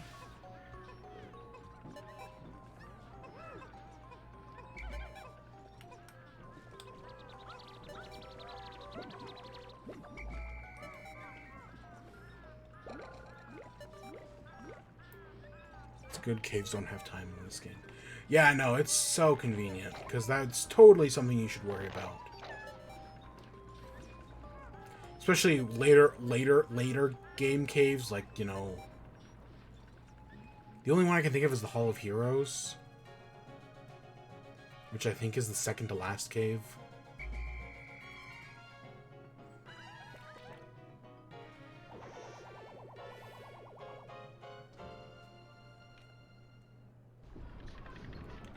Let's see how we did at the end of our first real official day. Where the game just kind of let us do what we wanted.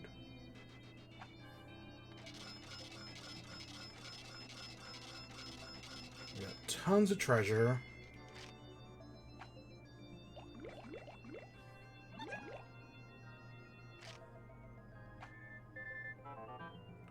How's progress, Alamar? Remember, you'll never get anything done if you sit back and watch from the afar. Press CR and a close-up view of the action. Yep, we're playing through all the games. We did 1 earlier this week, and now we're doing 2. And I'm scared. I'm very scared of 2. Like, we haven't had anything bad so far. I don't even know if I've lost 10 Pikmin. But I know... Oh, God, this game scares me.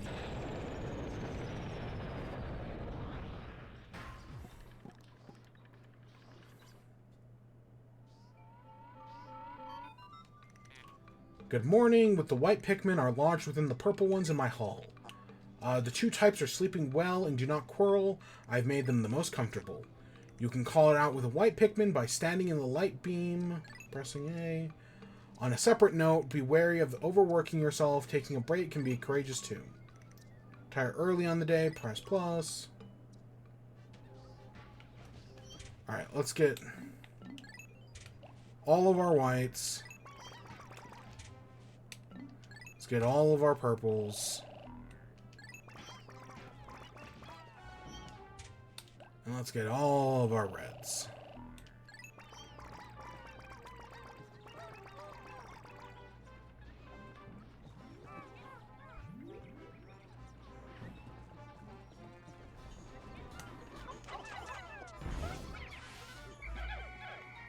Be careful. I keep getting those guys over there. Alright. 1, 2, 3. Oh, they haven't actually sprouted yet. Never mind. Oh, because they sprouted right now. Alright, I'll leave Louie to take care of those. We can't get that chapstick because we don't have yellows. So let's get our whites working on this poison gate.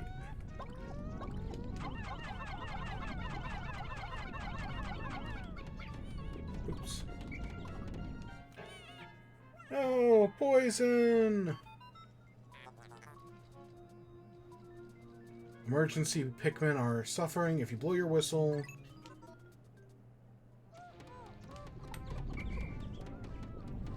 The other day I got called evil because I got the first timer to activate the Smoky Prog. And I was like, don't forget the egg of treasure. Yep, yep. I'm so excited. It's one of those things where I'm so glad there are tons of people playing this game for the first time because of things like the Smoky Prog in the first game and the Water Wraith in this game. Gosh, I cannot wait for the abundance of clips of people discovering the Water Wraith for the first time. Oh, that's going to be so funny.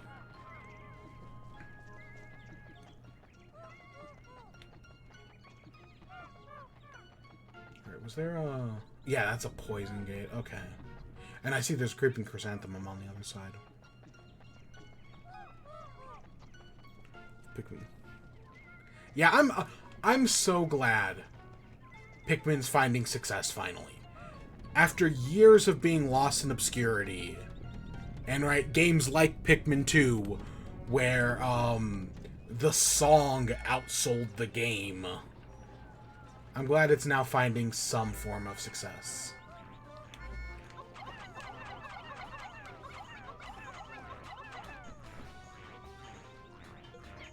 Because, you know, Pikmin 3 is the best selling in the franchise. And hopefully 4 will do very well. I don't know, I've been getting a lot of ads for Pikmin 4. So, like, it's definitely something that Nintendo is pushing it. I don't know, they released a new ad for Pikmin 4 the other day. And I'd be lying if it didn't get me a little choked up. There was just something so wholesome about it. The song is really good, though. But the fact that, yeah, the song outsold the game itself is very funny.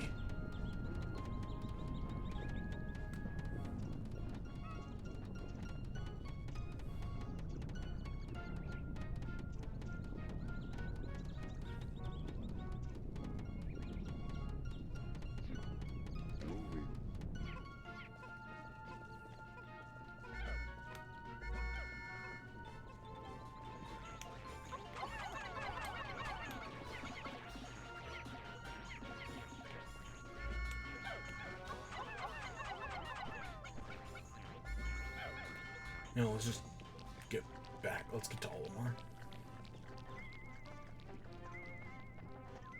Don't remember what's over here. But I'm sure it's something. It looks like it does look like we need 2 captains to do it. Because that's normally how these gates work. I don't know. My knowledge of Pikmin 2 is not great. Like, I definitely know a lot more about 1 and 3.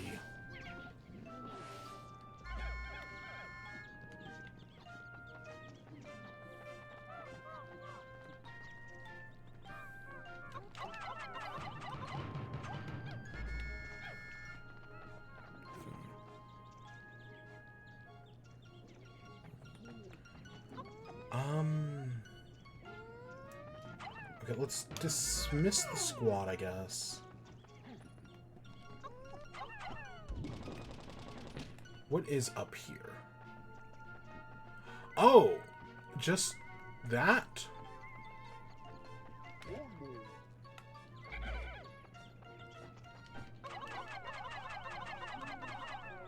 Alright, Louis, take those guys. Go deal with that.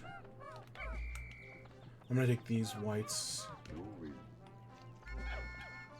Let's go do the other one. Is that gate in water? Yeah, it is.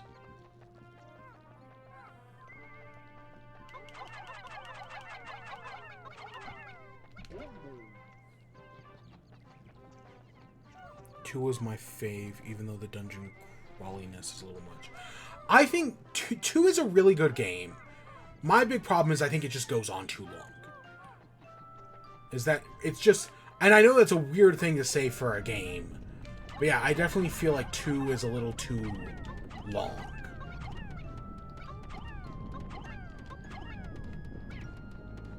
But my personal favorite is 3. But part of me is actually hoping that playing through 2 for the first time in 10-ish years, I will actually... Maybe it'll make 2 my favorite game again. Probably not. But... I don't know, there's always that possibility. Because I know there are some people who just really love 2.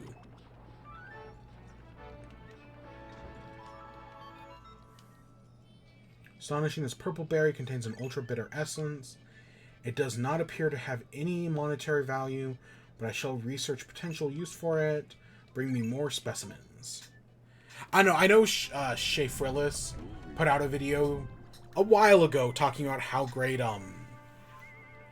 Pikmin how Pikmin 2 is overrated, and then he put out a video yesterday talking about how Pikmin 3 is his favorite. And I'm kind of curious to watch those. Oh, hey, I didn't even notice that dice over there. How many of you guys does it take to get that dice? Oh, 15. Okay, well, the purples are still working on this game. We can go get some more.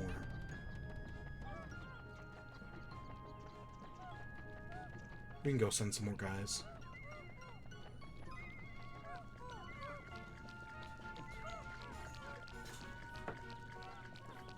We got rid of my plums. Did three...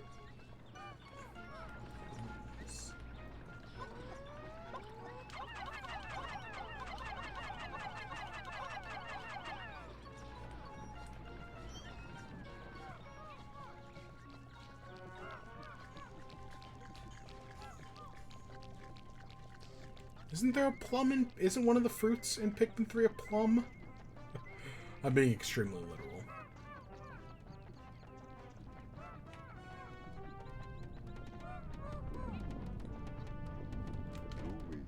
Okay, let's get Louie.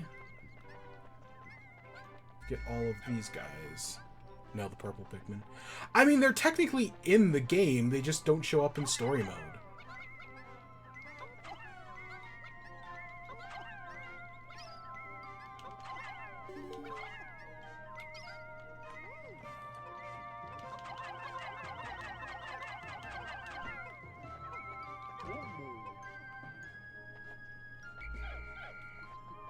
Okay, this is totally a creeping chrysanthemum.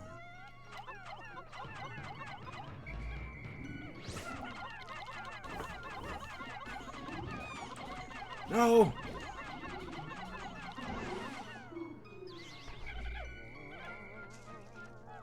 We killed it, but it got one of my dudes. Yeah, I know. I'm glad they brought back purples in 4. That they're bringing back every Pikmin type in 4. That's really cool. Now, the bigger question is, are purples going to get an onion? And I could see that going either way. Because I don't know if yellows, or if ice are going to get an onion. Night Play also does look cool. God, it's less than 20 days away. It's like, what, 13?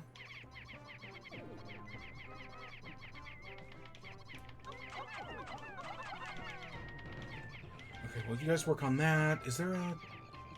done? No, there's Wollywogs. A poison bridge. Always kind of imagine the plum and whites to be fungus. Yes, completed. Build the Ultra Bitter Spray. It's untested, but I believe it will be highly effective.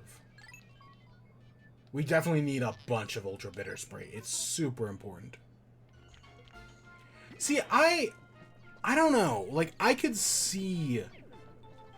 Because, I mean, we do literally have fungus Pikmin. And there's also the parasites in the Bulkmin. But I could see purples having an onion, especially because in the end credits of the perfect ending of Pikmin 1, you do see a purple onion. But I definitely do get the feeling that having 5 onions in Pikmin 2, ooh, look at them, would have been a lot of onions. Like, that would have been a lot for the player to do. So just having 3 and a ship, that's a lot more manageable. You know? And now in the new games, you have the super onions, which do all of the onions at once. So that's also a lot more manageable.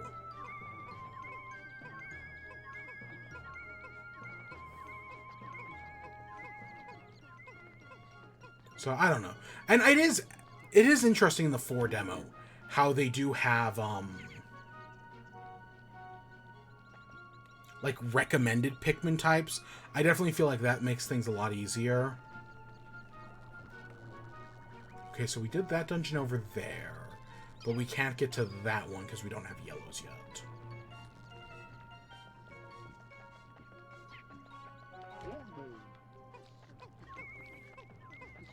So this orb is the last thing we have to get today, because we don't have yellows and we don't have blues. So I guess we'll just try to get as many bitter sprays as possible.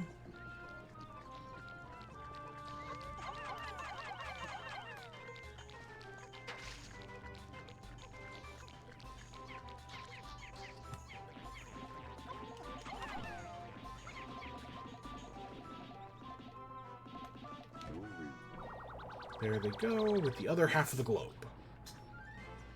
It's the geographical projection. The hemisphere also contains a hidden microchip. Attempt to decrypt it. Decoding complete. As I surmise, the chip contains additional topographic data. The data has been inputted into my database. Name of the survey chart. What do you think?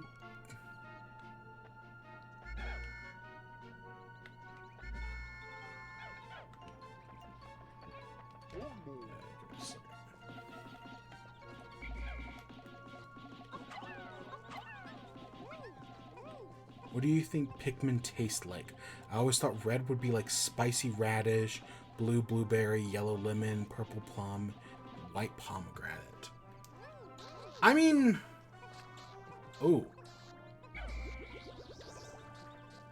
I mean, I guess I could see that. I do agree, red is probably spicy.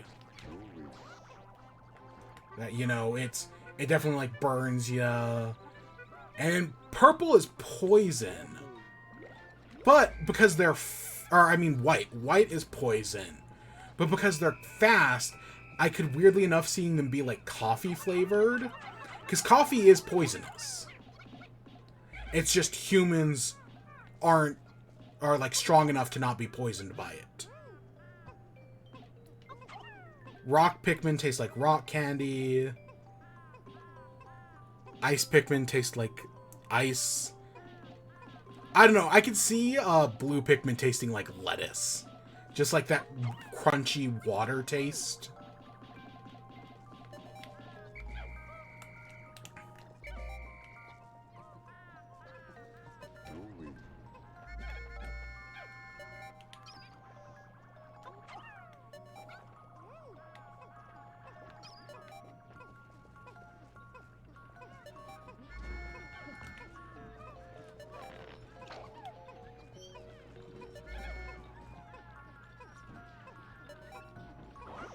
Oh yeah, just in time to get a second berry.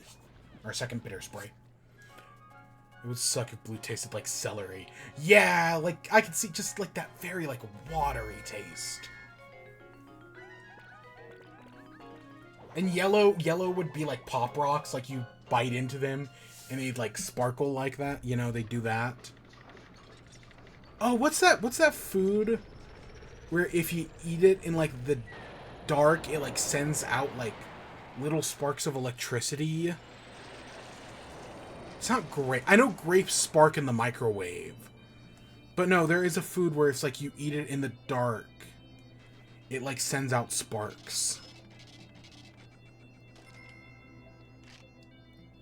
Oh gosh, I don't remember what it's called.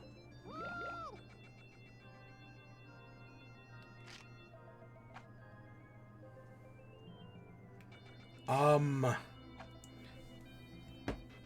have it in my book somewheres. Give me a second, I have the book right here. Olimar, good work so far. I hereby promote you to assistant manager. Press Y to divide and X to delegate more of your subordinate leaders. Hope this all goes smoothly. Give me a second, I have an actual book here. Where's my table of contents? Oh, shit. Oh, here it is. Chapter 46, page 223.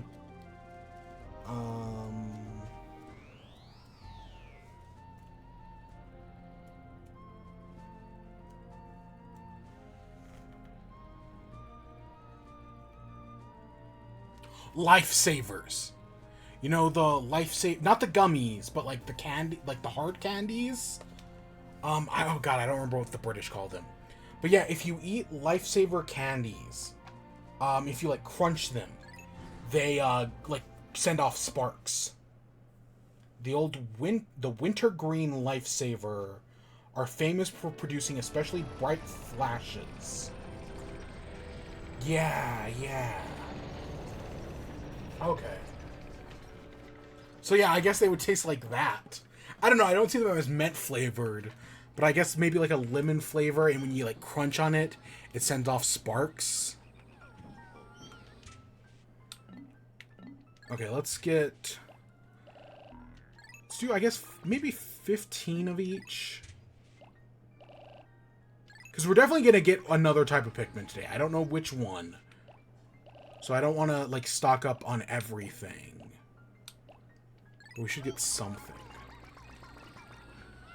Which are the British called lifesavers? They're not Scooby Woofers. They have some stupid fucking name for lifesavers candies. I just don't remember what it is. Because the British are stupid like that. I want to say they call Twizzlers Scooby Woofers. Oh, look off in the distance. Can you see them? They are yellow Pikmin. You encountered them when you crashed onto this planet. It would be most helpful if you remembered them like the Reds did. Okay, are Wollywogs still as deadly as ever?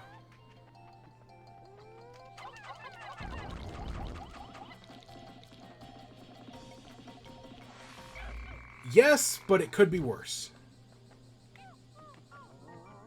So here we are back in, you know, the same area from the previous game. The more things change, the more they stay the same. Toned down in the second game, still hate them though. Oh yeah, they killed... Oh, shit.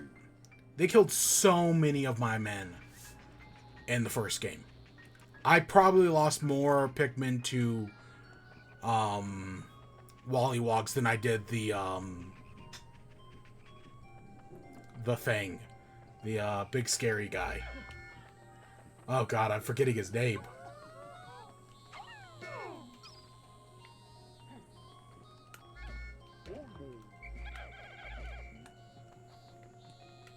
I lost a lot of Pikmin to... Right, let's send our purples up there. Let's give you some reds, I guess.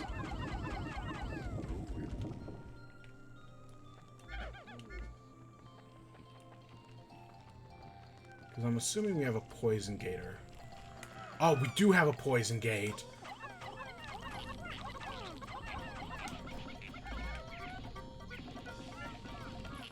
Lifesavers or Polo Mints, apparently. Yeah, Polo sounds right.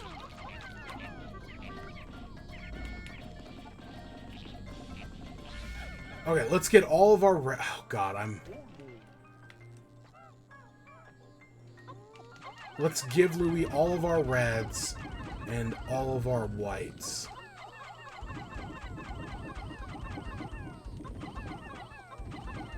Because...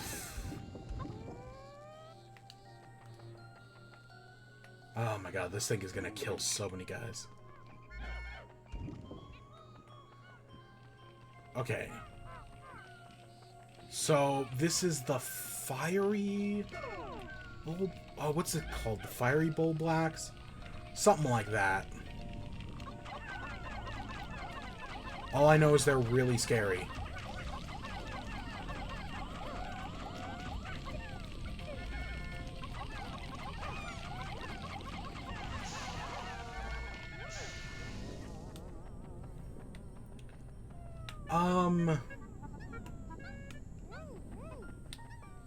Wait, you don't need to take back that. No, actually, we're not going to have you take back that. We're going to use that for the yellows. Yeah, fiery bull blacks.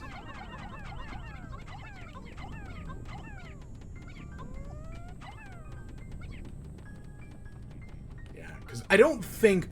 I know there are some enemies that regenerate health. I don't think the Fiery Bull Blacks is one. I want to say the normal Bull Blacks, though, does regenerate health. Or maybe it's the Bull Bear. The Bull Bear regenerates health, and so does the Careening Dirigi Bug. I think. That sounds right in my head.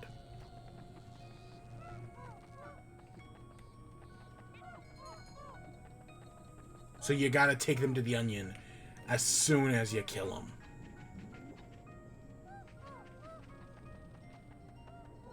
What else is there to do right now? Okay, we can't get up there. Ooh, swooping snitch bulbs. Or, yeah, whatever. They're not swooping snitch. Whatever they're called. Shearwigs. You don't turn him into a fire. Oh, he'll spawn again the next day. Okay.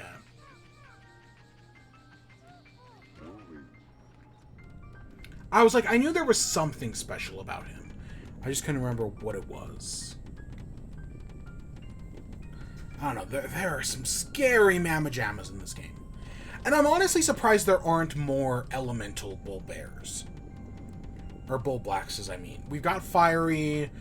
I'd be surprised if in 4 there wasn't an electric bull blacks or I don't think there'd be a water one, but I could see a poison one.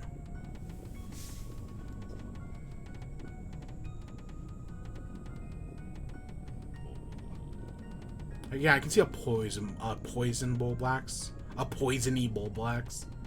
And they changed the color of poison in the new game. It's no longer like this purple color. It's now like a green color. And I actually kind of like it. I think the new poison... I mean, I think the old poison looks fine. But I think the new poison also looks pretty good as well. Yeah, I think the new one and the old one... They both look good in their own ways.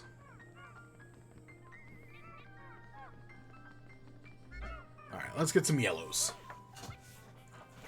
Only almost 2 hours in. And we've now got electricity to deal with.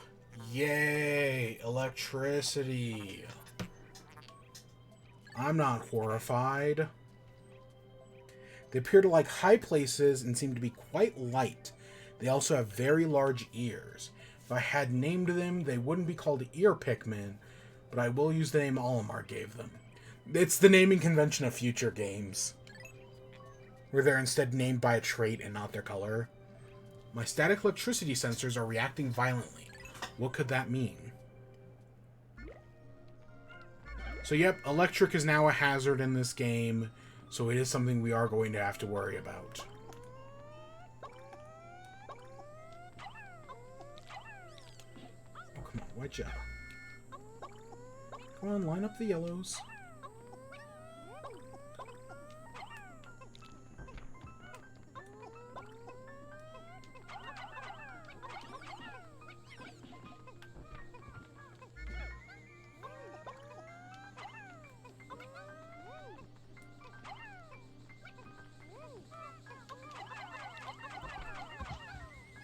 I think they didn't add electric because they had the beetles.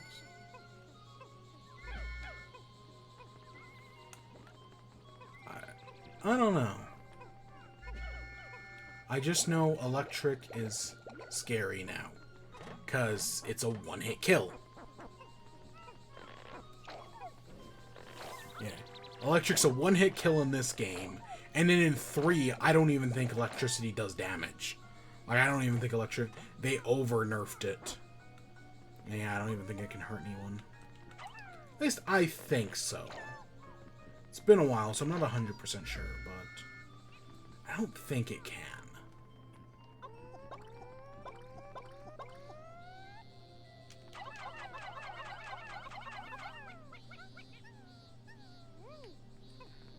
Okay, so if I come down to you...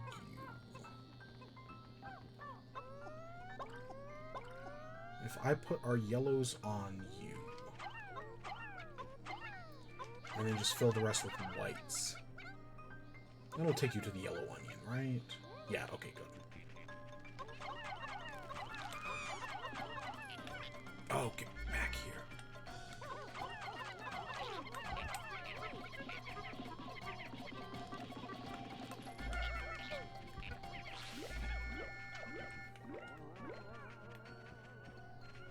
Oh, we should have been doing this gate. So today I saw someone go into a fiery cave with some electric beetles in it. And they got baited and got a bunch of their reds zapped. Yep. I feel like we've all been there at one point, though. Where you just lose a bunch of your Pikmin to either electricity or to the water wraith or something like that. Like, it happens to the best of us. At least once.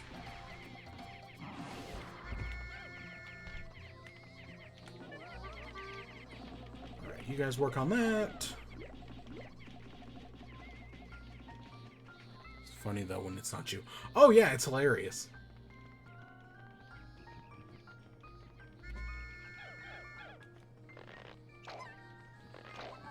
Oh, yeah, we have that cave right there.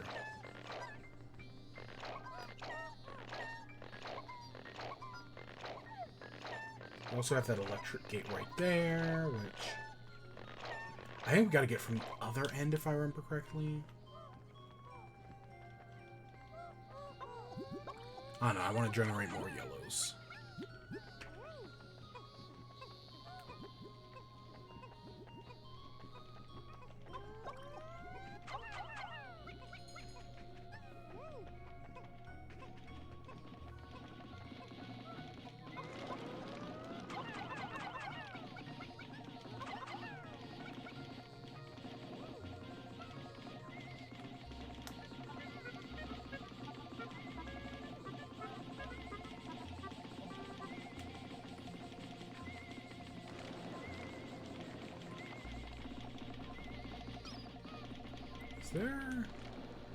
There is a treasure up there, okay.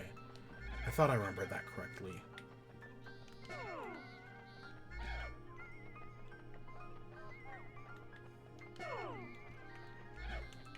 No, get over here.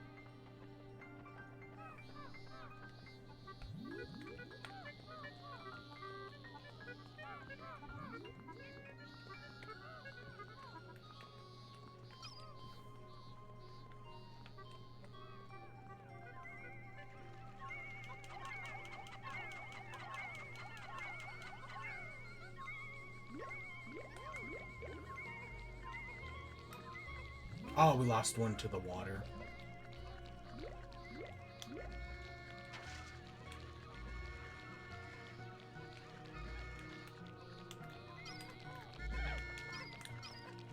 Okay, let's run back, get these guys.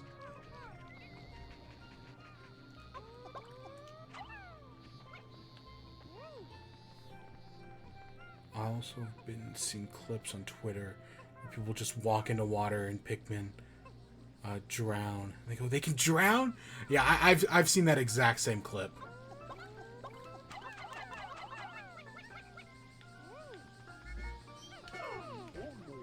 Okay, let's take these purples.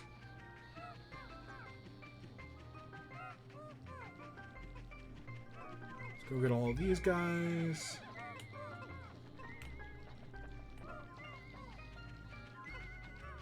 So it looks like we probably won't do a dungeon today, but whatever. You know, today was all about the fundamentals, you know. Just building up some numbers for yellows. Getting everything done. And then tomorrow we'll actually go and do the next dungeon. I mean, maybe if we rush we can do it.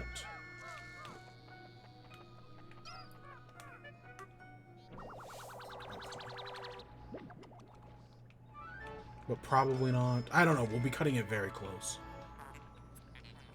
The flavor gate. Ah, you get it because it's a lid.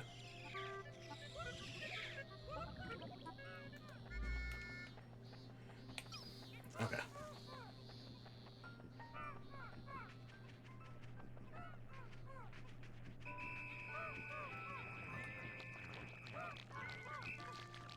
Yeah, I know.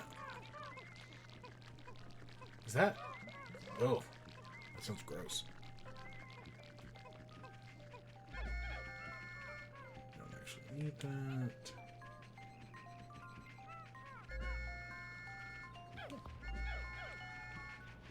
Okay, we've got all 100. It's right there.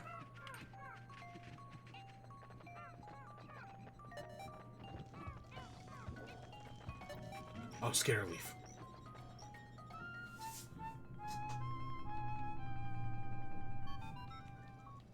Oh, my sensors are giving out some foreboding signals. That hole is filled with wretched, nasty bugs. Is this Citadel spiders? Oh, it is. Oh, yeah. Let's jump into the Citadel spiders. Isn't this where people grind money in the minimum Pikmin challenge? In the Citadel spiders? That sounds right.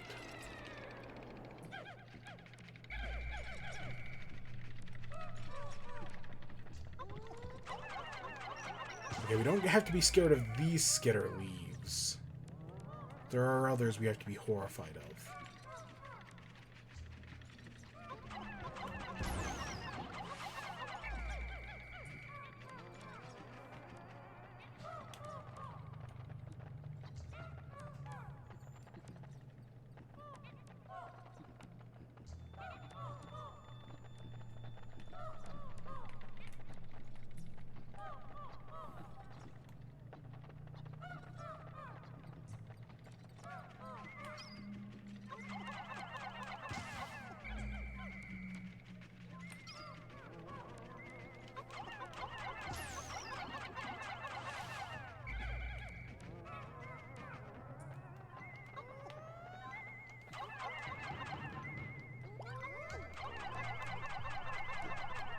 Let's just swarm it.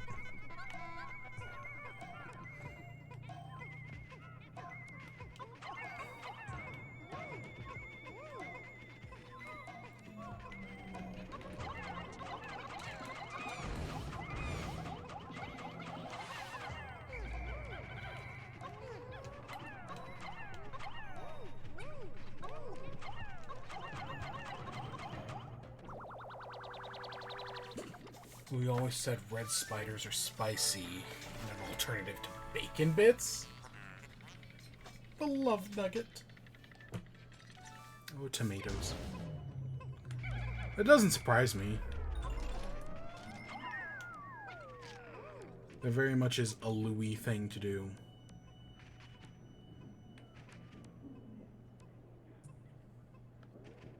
Only one treasure. Okay.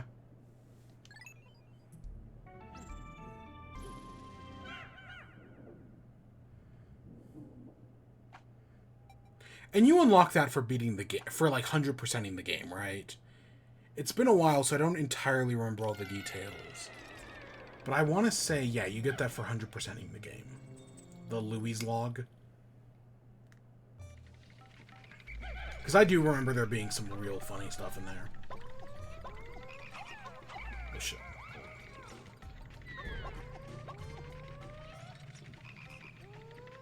Come on.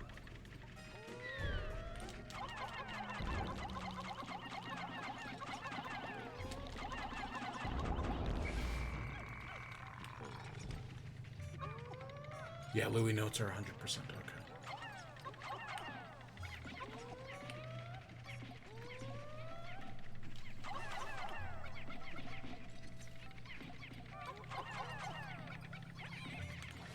Oh, shit.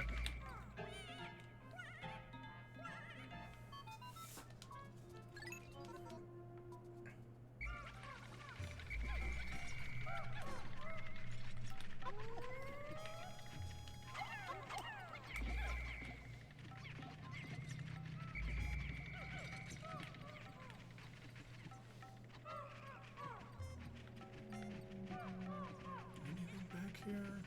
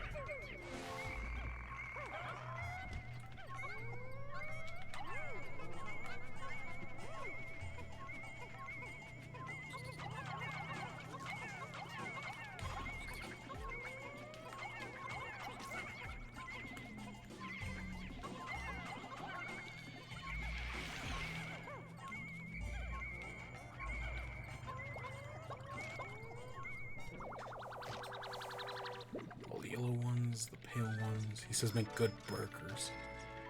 It's beer and batter deep fry for the Wollywogs. Yeah, I get that.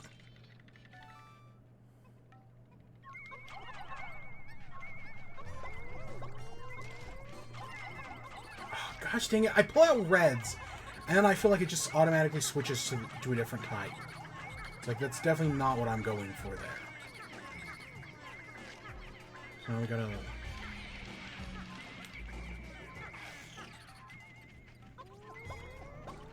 I hate how...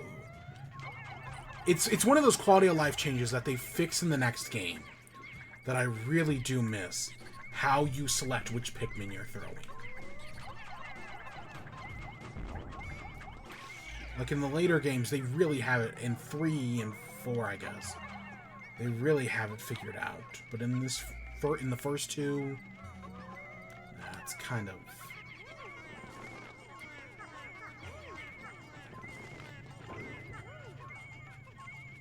It's kind of annoying.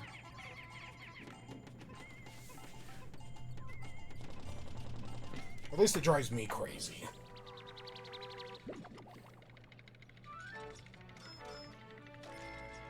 Because I definitely feel like I pick out, like, hey, I want to throw reds. And then I move. And it's like, oh, well, now the closest Pikmin to you is white. So I guess you're going to throw those instead.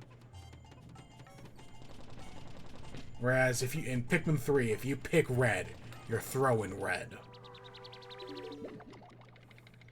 It's the Rubber Ugly. The Paradoxical Enigma. Okay, the Rubber Ugly is a different one, then. There are multiple duck heads in this game.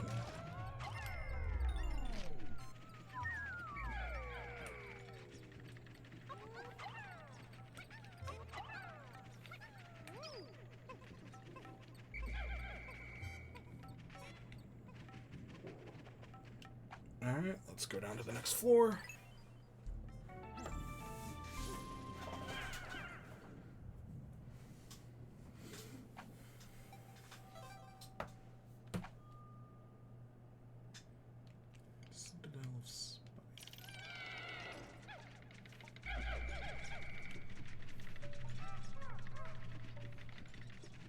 Okay, let's leave everything here.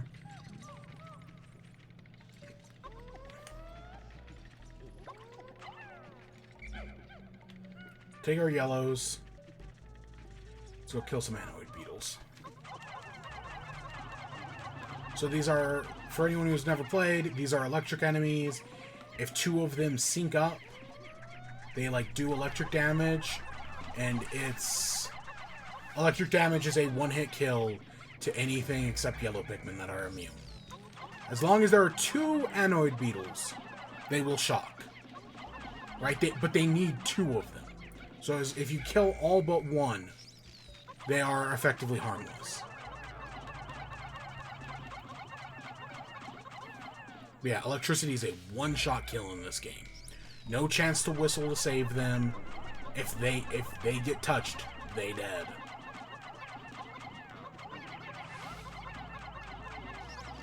Very scary stuff.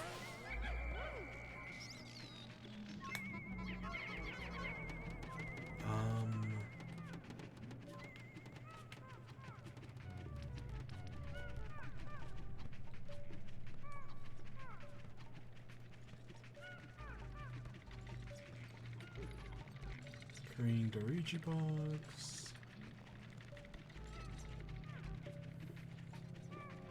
Weird, because almost everything else is not one-hit kill.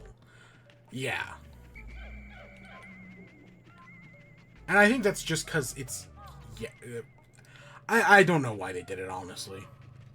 Because I know in the first one, Poison, the Smoky Prog's Poison is a one-shot kill.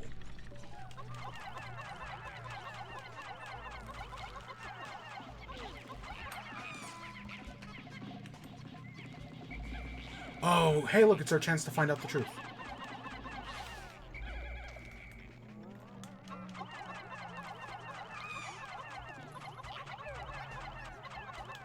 God, I'm a terrible shot.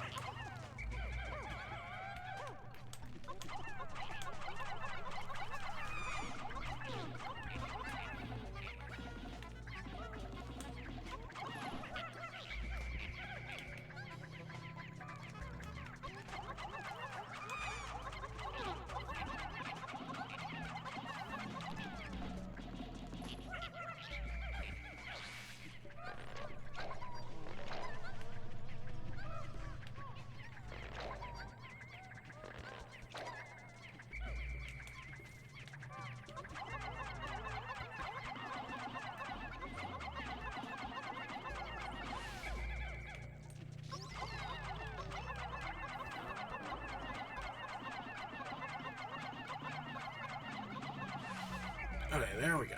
That should be everything taken care of.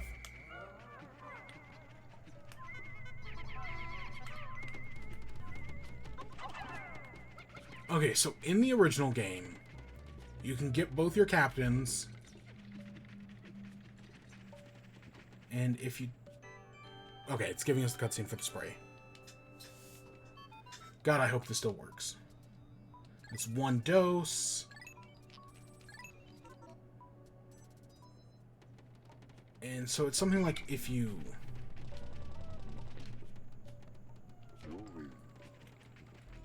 You push your captain into the spray, he'll start doing it, and then you can do it to get 2. Oh, thank God that still works. Because we are going to need as many freaking sprays as we can get. Because, God, some later enemies in this game are nightmares. And you want as many purple bitter sprays as you can get.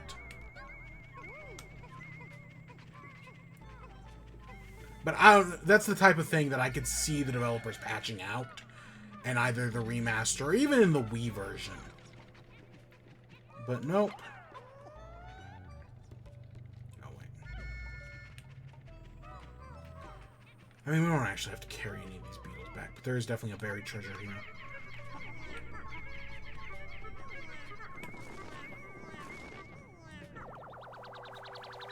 Pineapples. Like bitter spray and punch myself to death. Bitter sprays are so... Some of those later bosses... I'm specifically thinking of the pileated Snagret? I think it's called the pileated Snagret. Where it's just like, you really want those bitter sprays. Pineapple, yeah.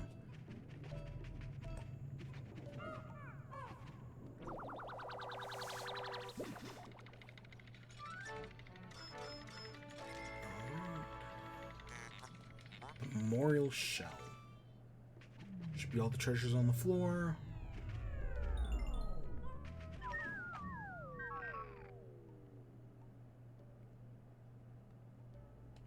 Oh, we have Pikmin sprouts?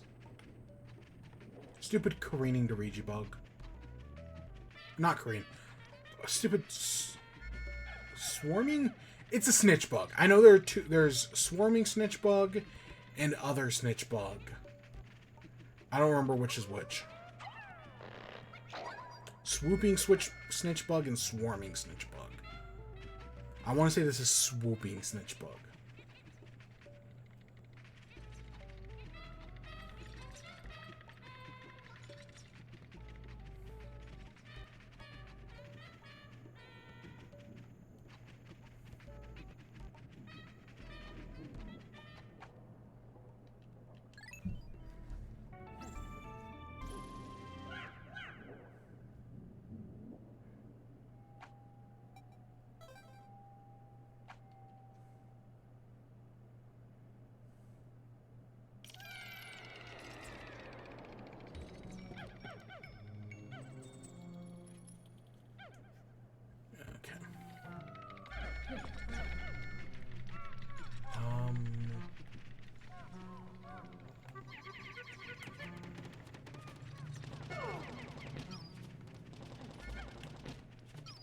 You come with me.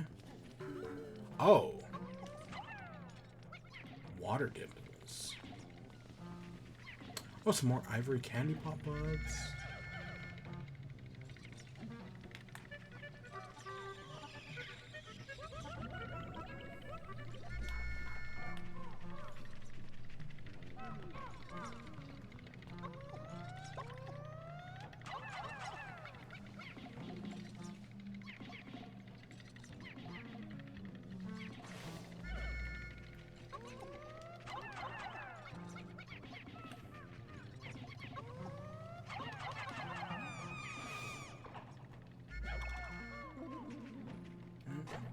We have way more reds, so it's better to make our reds into the whites.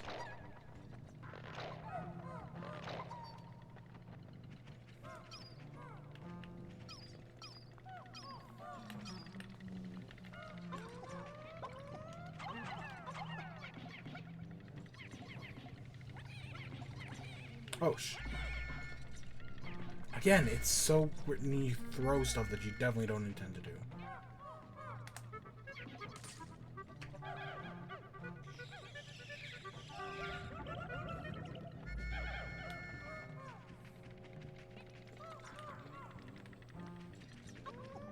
Oh, please. Kill it fast.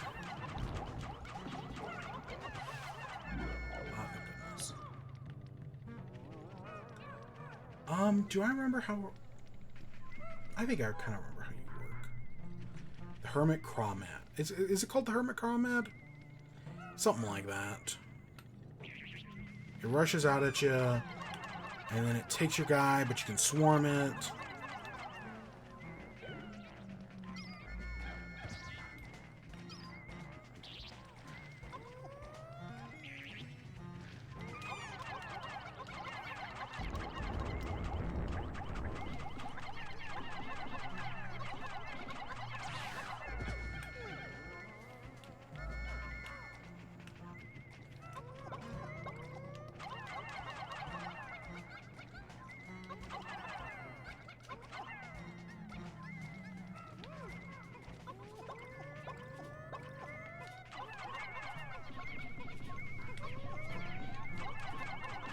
Oh, that's a Bowser matchstick.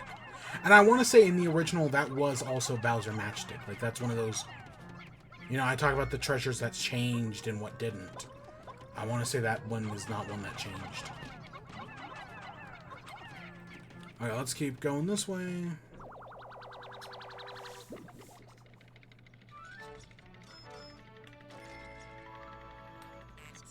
Bowser Breath Brand? Kind of looks like it. Flame of Tomorrow. Let's see what's down here. Another gate.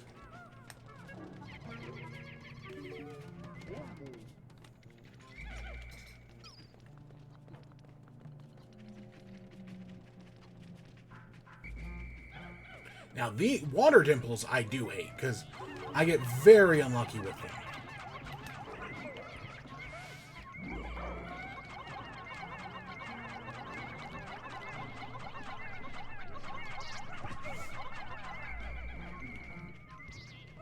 Oh, shit.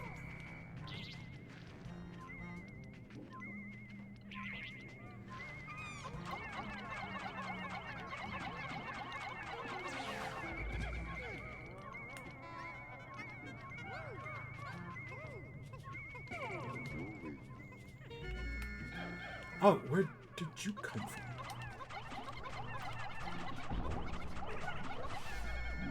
I don't know, luckily we have the OP purples that continue to stay OP as hell.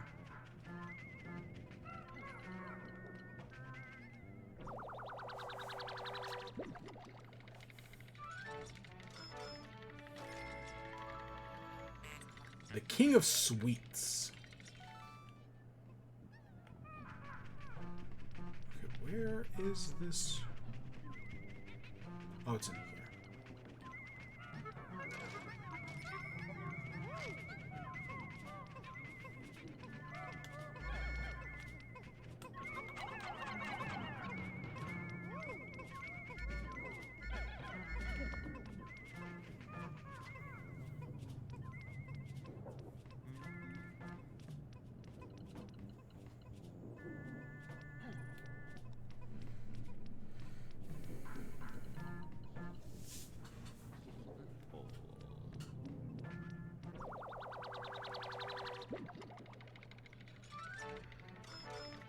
It's a little puppy. It's the time capsule. I bet that's one of the developers' dogs. Like, you know how Sakurai hit his cat in Brawl? I bet it's something like that.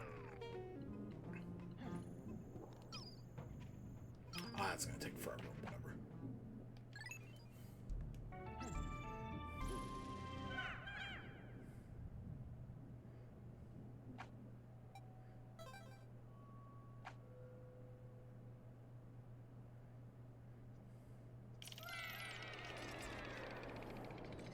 Okay, is this the final floor yet?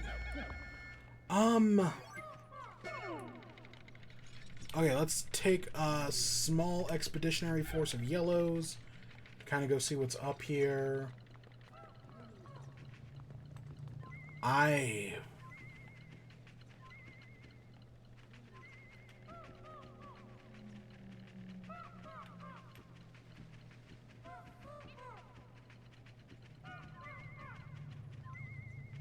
Is there something buried there? I bet there is. Oh, is this Beatty? I'm gonna bet right now this is Beatty. Oh, it's our boy Beatty!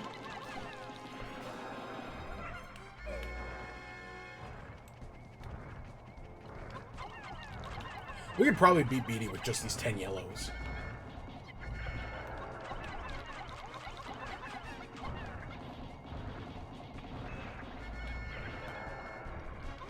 I mean, it's Beatty, for Pete's sake. He's not hard at all.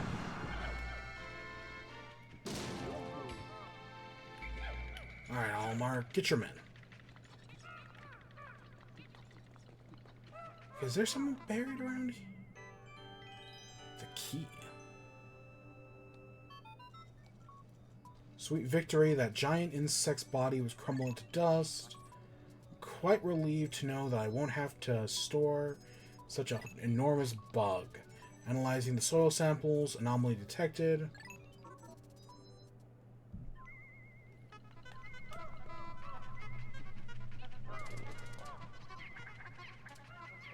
Oh, it's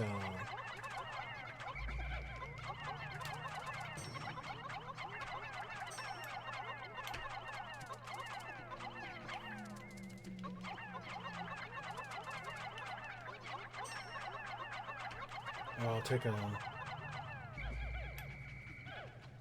Okay, is there a treasure up here?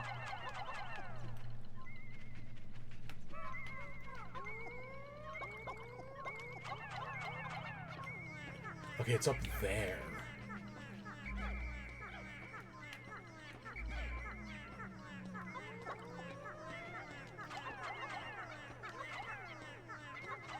Is it just me, or does it sound like while they're digging, they're saying the F word?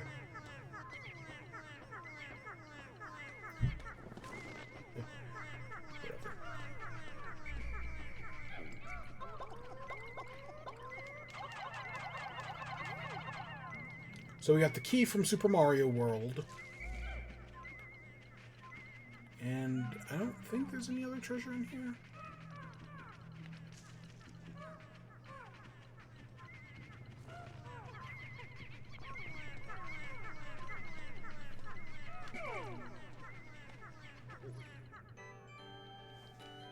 Then we got a red nectar, or a red spicy spring.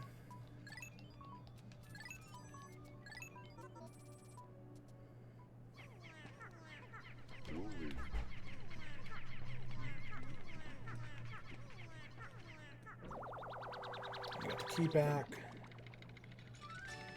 I don't actually remember what the key does. The key. Oh, it's literally just called the key.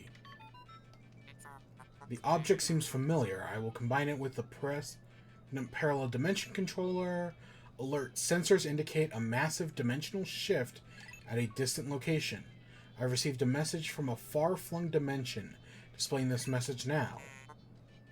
Challenge mode can now be accessed. Okay. So that's what that does.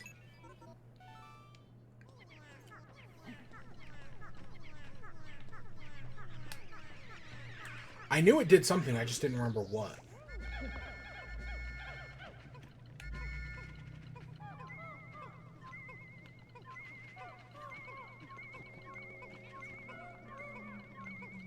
Look at that diamond.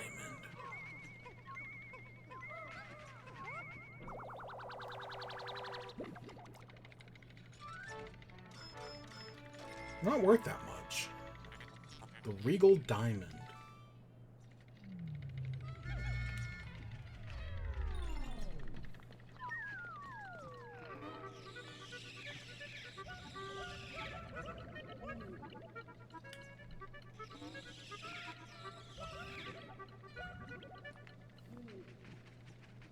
Yeah, it really does suck that a single Pikmin can drink an entire nectar, if given the chance.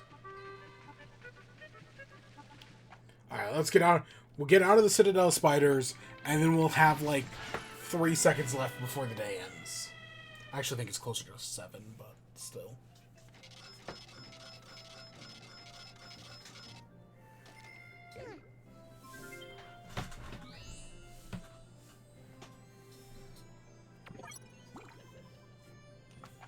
Alright. And we're now 40% of the way through the debt. Making big strides. We'll probably get halfway through it today. And we'll do the next half next time we stream. Well, probably not next time we stream because we're still working through Zelda. Because I'm trying to alternate between Pikmin and Zelda.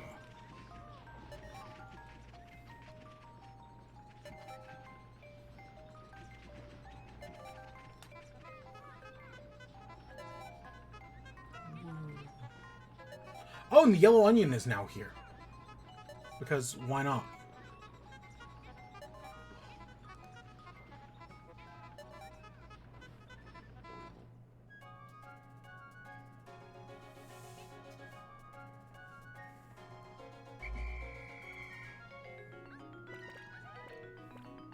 I wonder how many Pikmin have died. I haven't actually looked, but I don't feel like we've lost that many. And there he is, the fiery bull black. God, an army came to attack us.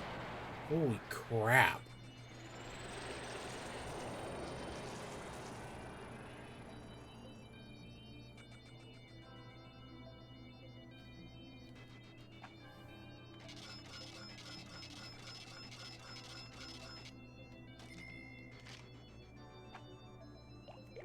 Okay, so if we hit...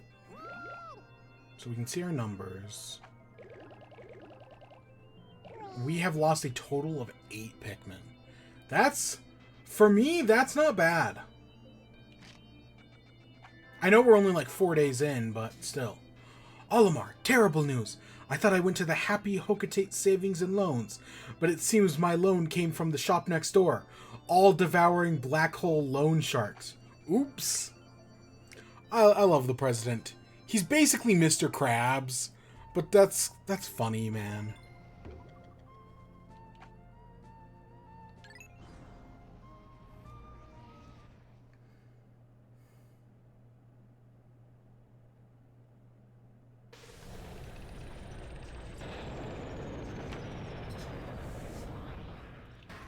Okay, again, I think probably 15 of each of these guys.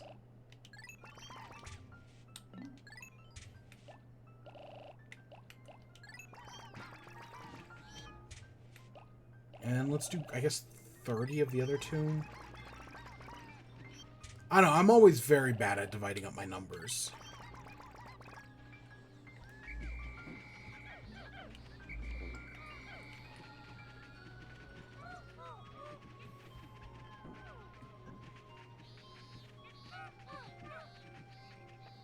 Okay, so there's the Citadel spiders done. I don't think... Actually, let's go this way.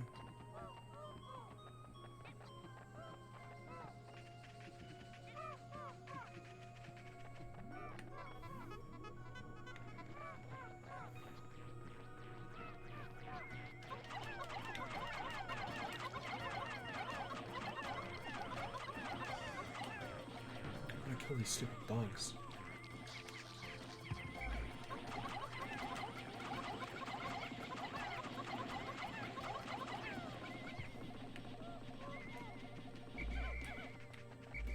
Okay, let's put, like...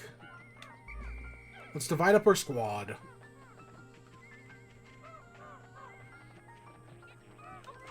Oh, after we kill this guy.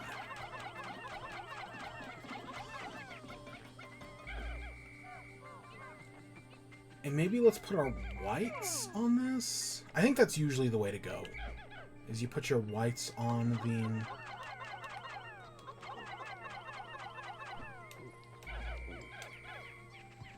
Well, and the reason I wanted to divide the squad was to get rid of Louis.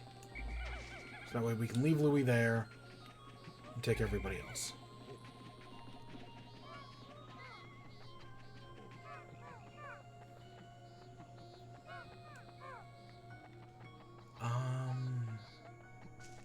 I don't think I saw a dungeon up there where the yellows were. I guess we could get the yellows to work on this.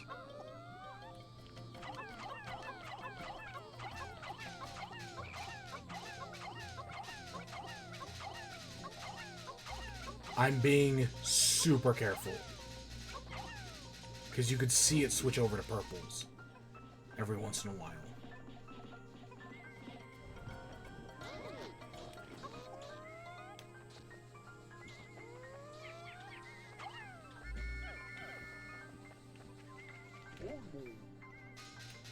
I also see that Wallywog right there.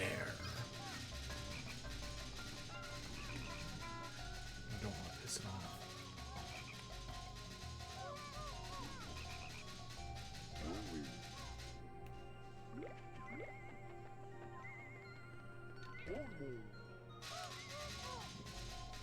I wonder which...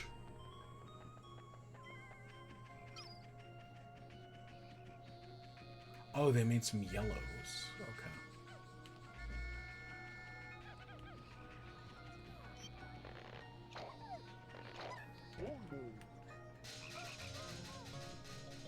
And see, I think we gotta get to that gate from the other side. But to do that, we need blues. Yeah, let's bring Louis over.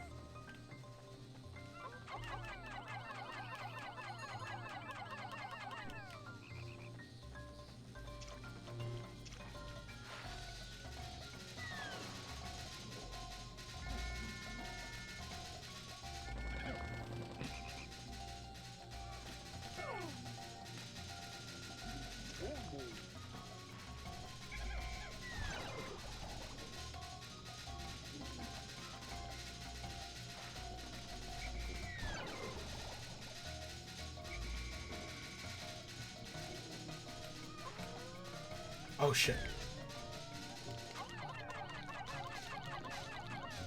I don't know if we lost anybody.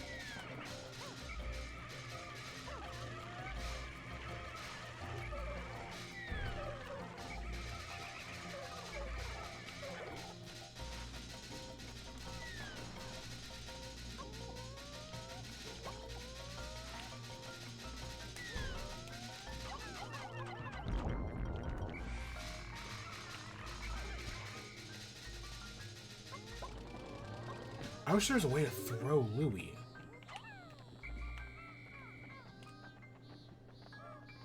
Because we have no ways to get those guys up there.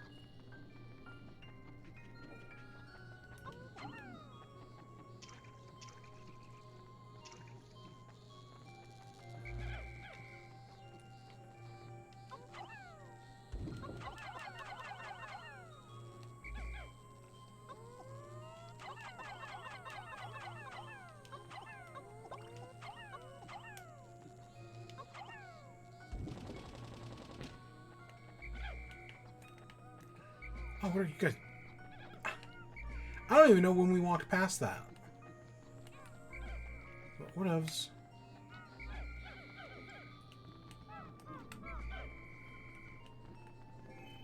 Okay. Let's see which dungeon this is. Astounding.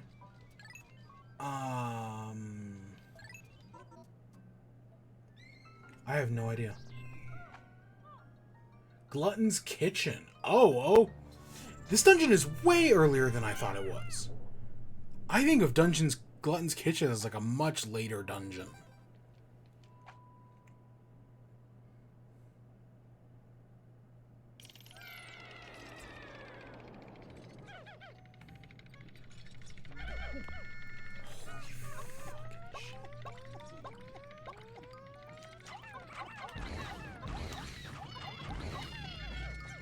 You gotta be careful in Glutton's kitchen.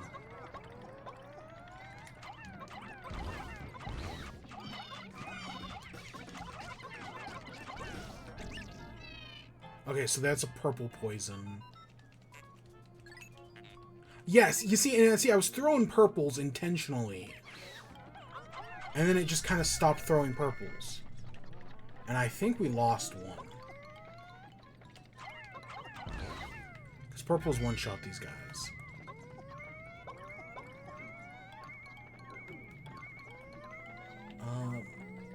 I think that guy has something.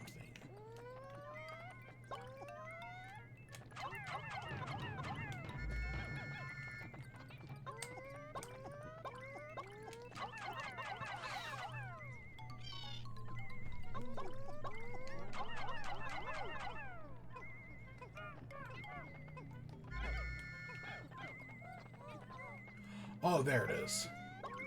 It's that Mario Maker crown.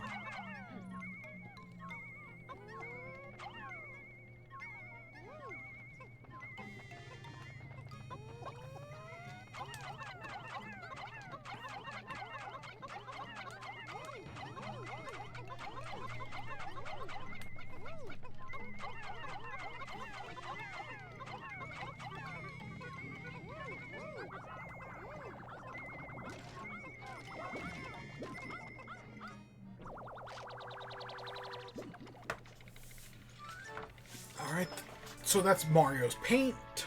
It's a master's instrument.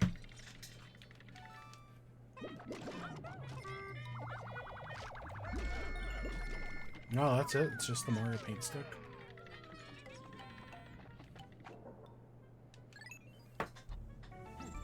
Yeah, no, I think of Glutton's Kitchen as a much later dungeon. And maybe, and when I say much later, I mean like right before we pay off the debt. Or usually it is the dungeon where you get enough money to pay off the debt. Because I want to say this dungeon has like 8 sublevels. It's a lot. It's a very good design. I like the toy box, sort of Thomas the Tank Engine.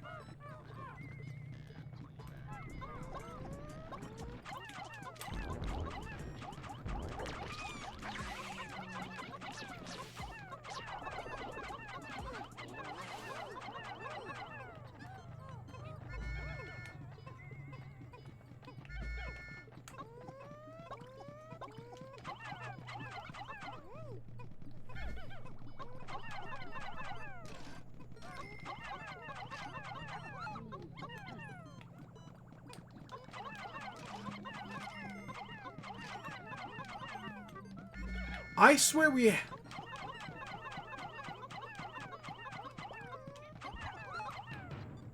Do bread bugs not work how I remember? I swear you had to, like, take it into your spaceship. And that's where they, like, get knocked over. Am I not thinking of the right bread bug?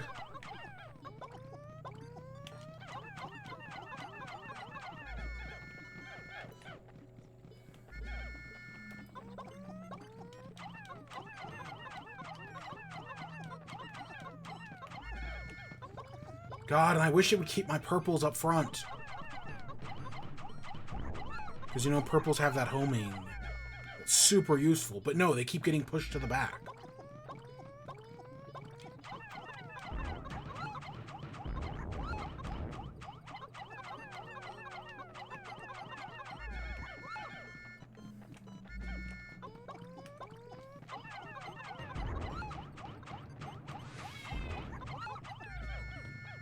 Okay, there we go. There's 2 bird bugs dead.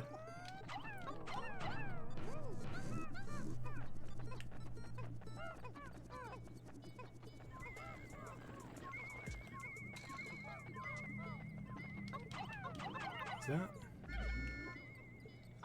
No, that is something.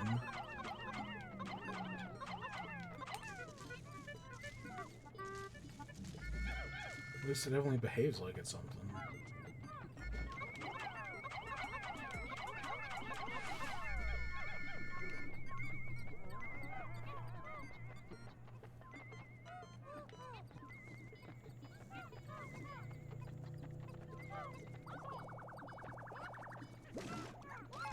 Yeah.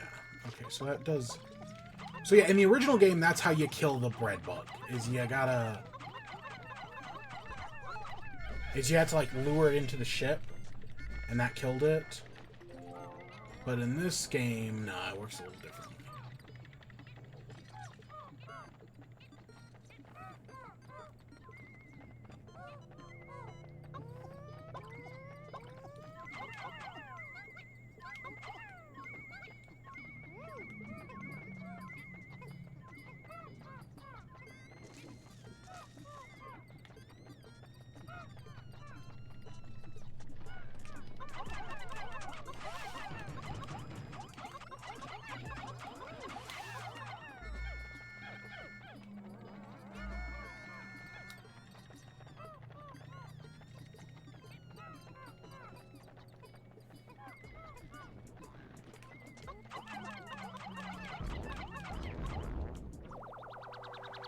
There's the bottle cap. Ginger ale light. Happiness emblem. Ah.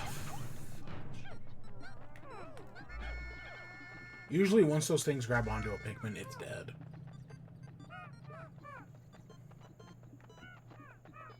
We're missing a treasure somewhere. In the middle?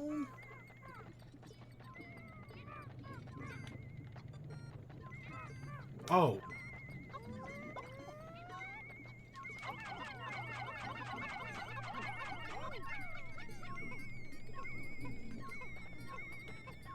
It's a cookie.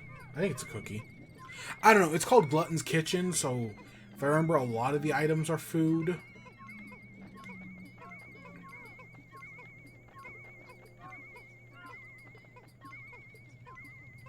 And, I mean, it's filled with bread bugs.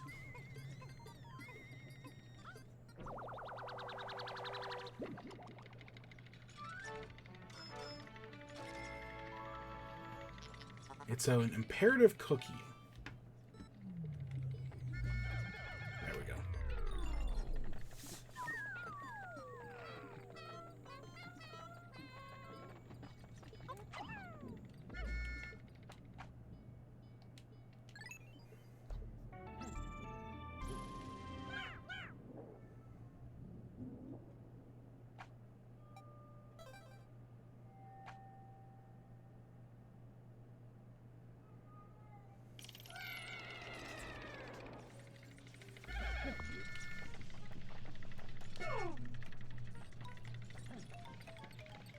Oh, and hey, it gives us a candy pop buff for more yellows. Okay, so I see anoid beetles. We have these electric things.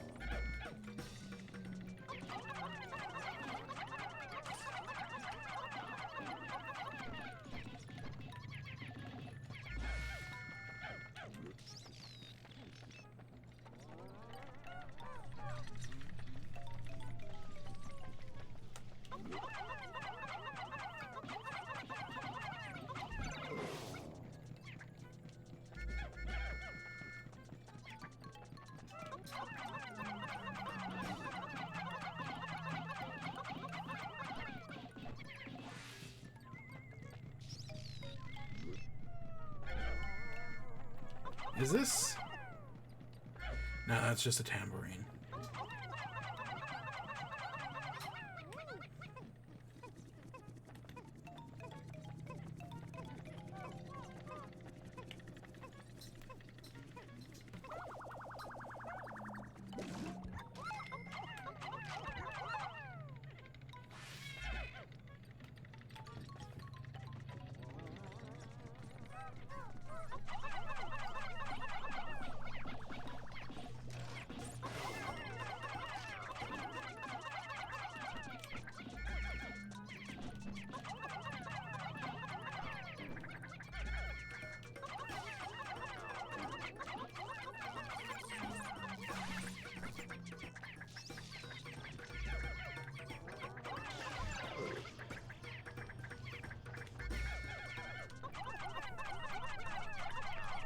Now, unlike the first game, I don't think there's any way to heal from any of this electric damage we're taking. Like in the first one, you could return to your ship. Okay, we got a second bread bug over here. Also got a puffy blowhog. But I'm more curious about stopping this guy. Because, you know, he's bread bug.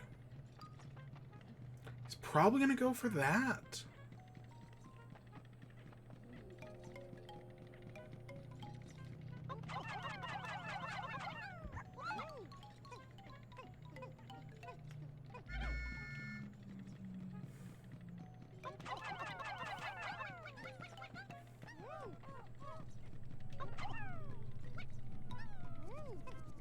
There you go.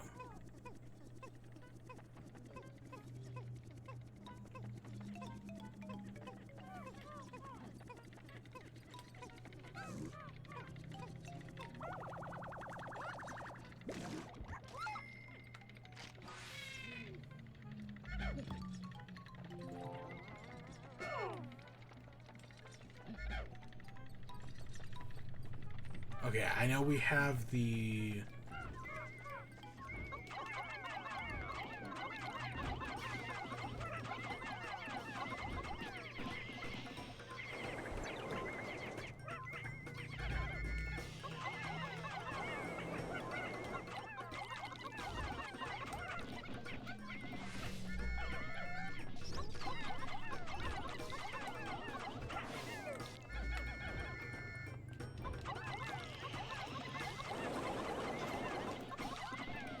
And I think this guy is the last hazard we need to take out, and then we can just come back here with everybody.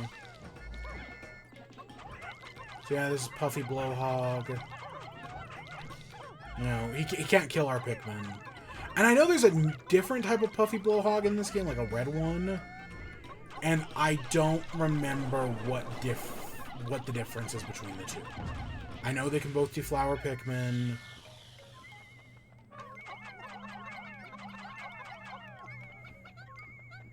I know they can do other stuff, but I legitimately cannot tell you the difference.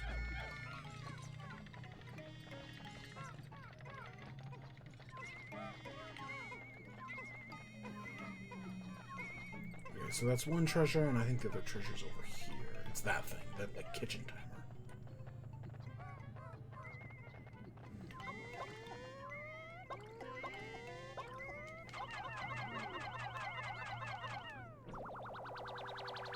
Those are not oh god, clappers, clamshell. They have a name, I don't remember. Harmonic synthesizer.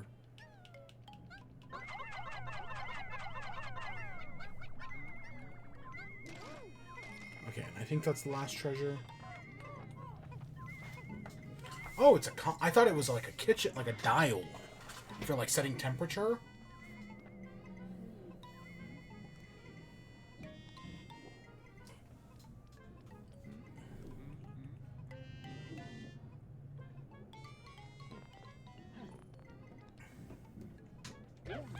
We should be using Olimar because he's taking less damage.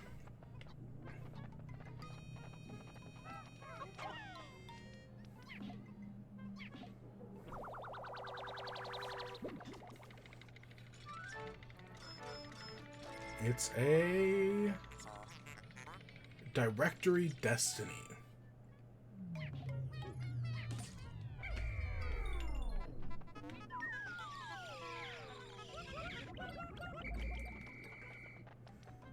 Let's get out of here. Right, let's go to the next level. Again, I swear this dungeon's like 9 sub-levels. It's a lot. I could totally be misremembering things. But I swear it's a lot.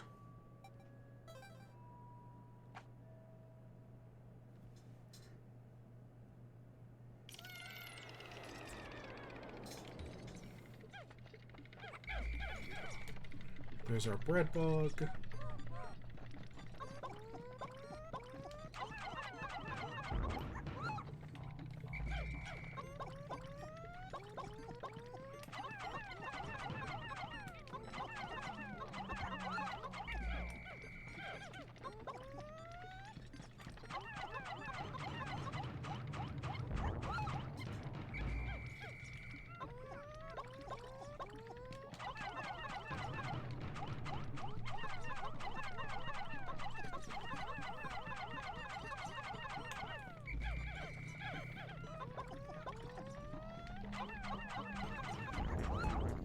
Oh fuck! Oh fuck! Okay, let's scoot. We just lost 2 purples. Get the fuck out of here. So that's the bull bear. Strongest enemy. One of the strongest. If we could sneak up on it with purples, that'd be cool.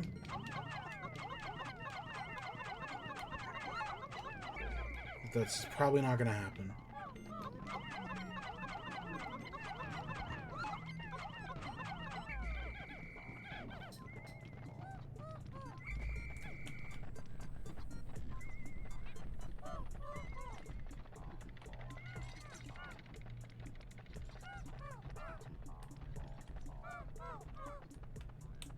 See, and look, they can, like, cross walls and whatnot.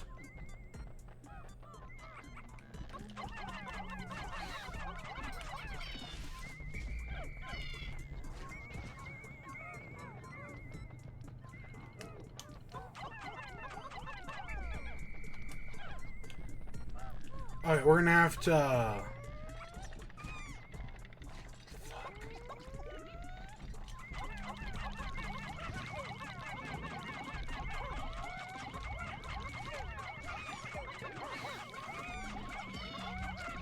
We're gonna lose so many guys.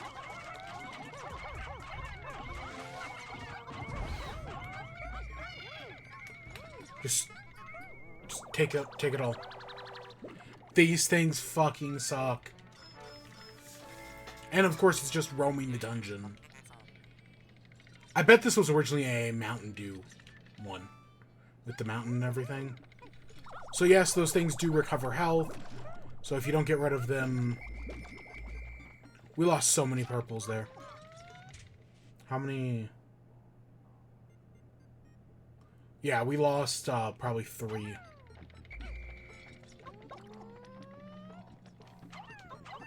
Again, near the end, we'll grind purples. Just for the moment. It's not really an option. I do also see we have one more...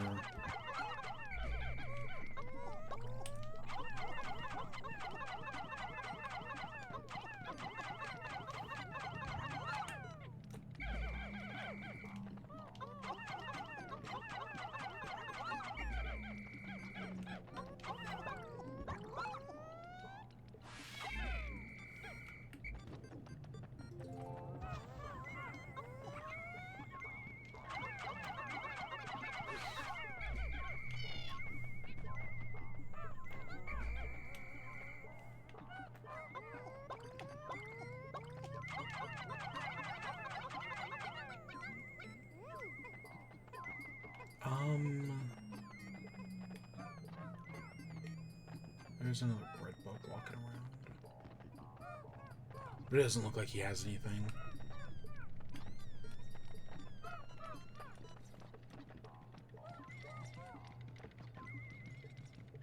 Oh.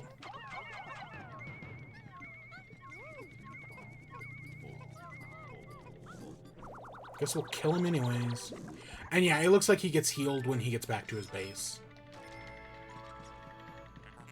Because they have, like, their little holes where they store their treasure.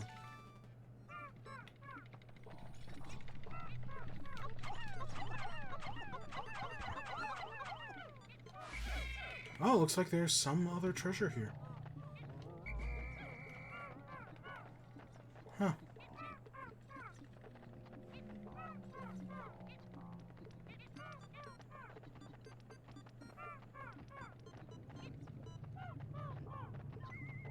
That?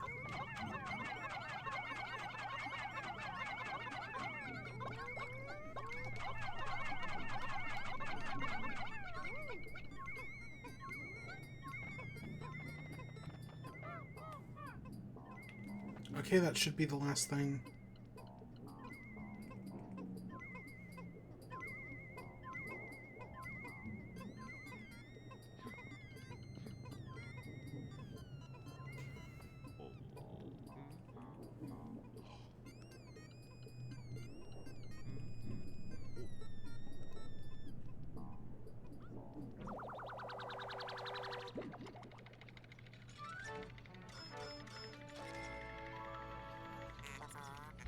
Alright, there we go. The Invigorator.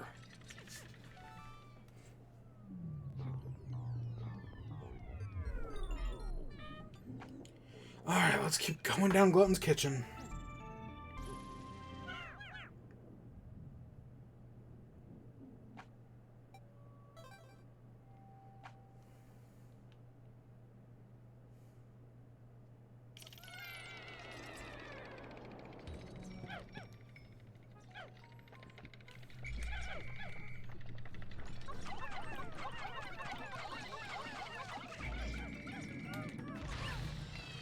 Okay, so that is the Armored Cannon Beetle.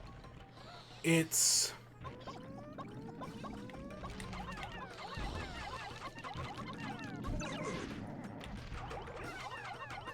oh, fuck me.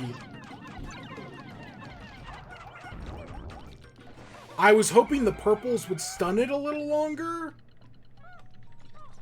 Okay, so that's half of our Pikmin. And just a single thing.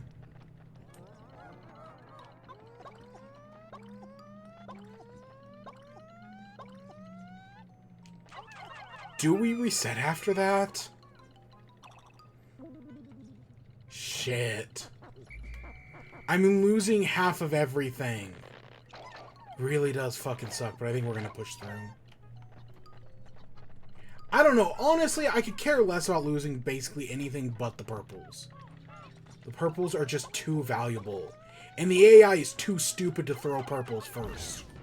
It throws one. And then it's like, that's all you wanted, right?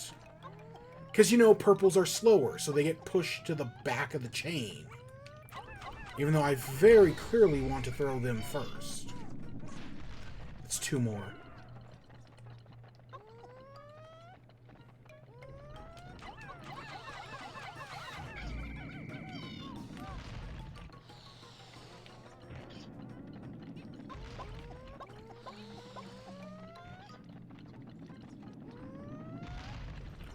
I can't believe this is our first time coming across Armored Cannon Beetles.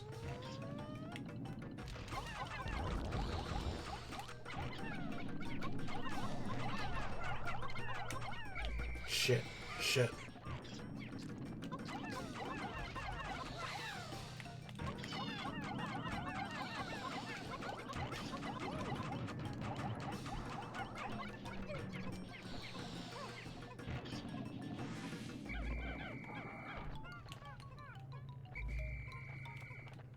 There's...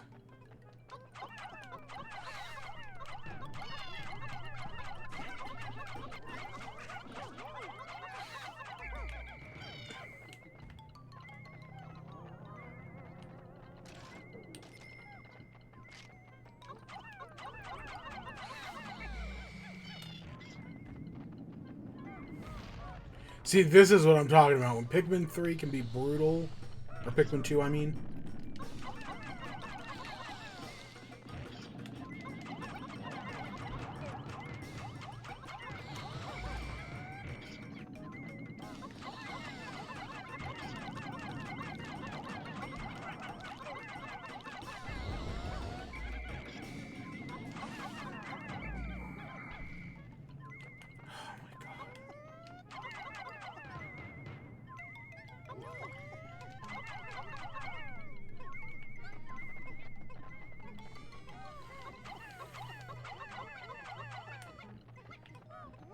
We did all that for 5 measly guys.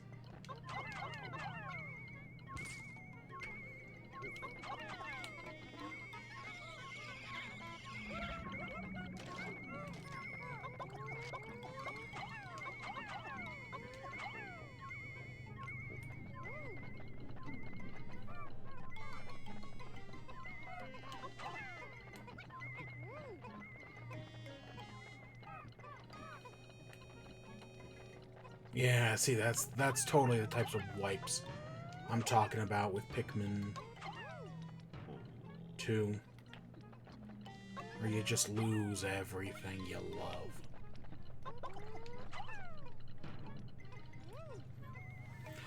We should be able to do the rest of the dungeon, but...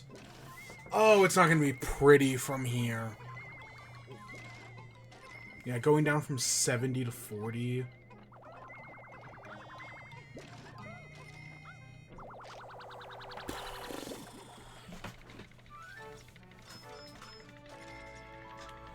But we're halfway through the debt.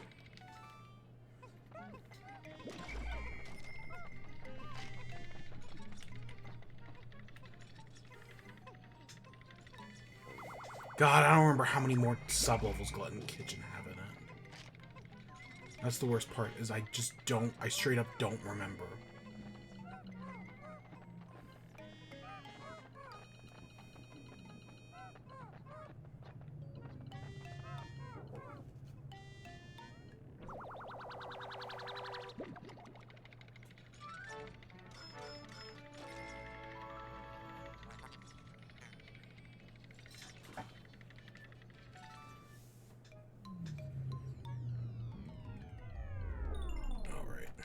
Let's keep going. See, those are the types of Pikmin moments that people live for. Just to fucking lose everything.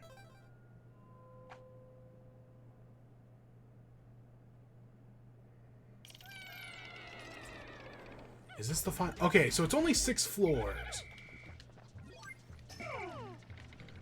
Let's take our yellows and clear out all of these anode beetles, of which there are a lot. There's our boss, the giant bread bug.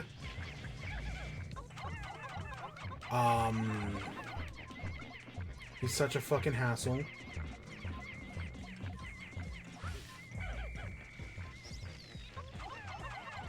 It's actually gonna be fine. I mean, he's gonna steal some stuff first.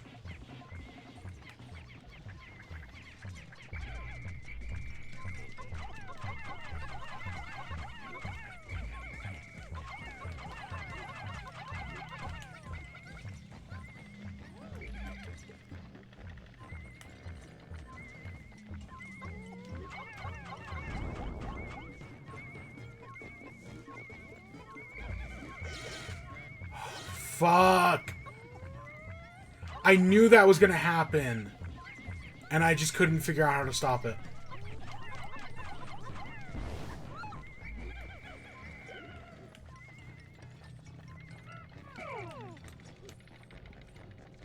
Did the bread bug kill...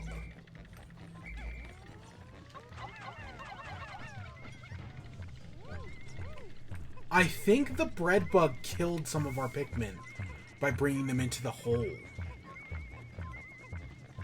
We are so fucked. We are so absolutely fucked here.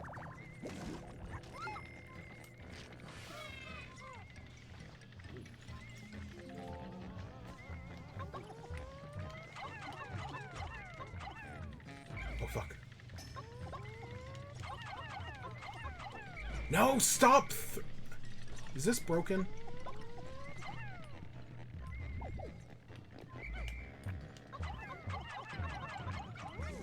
I guess we can do this the easy way.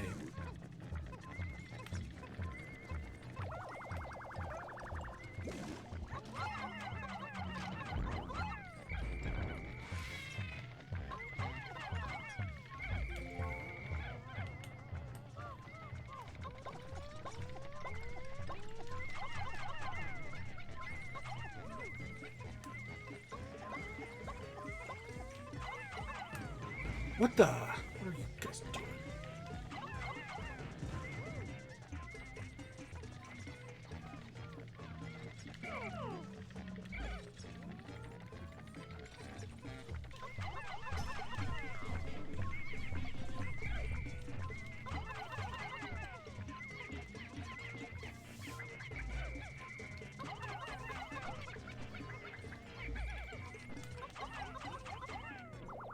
Okay, we got the donut back.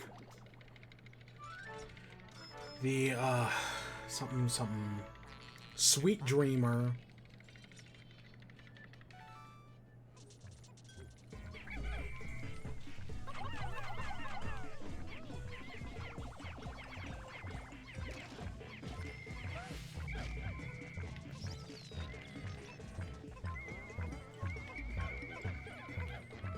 You know, let's make some bad decisions.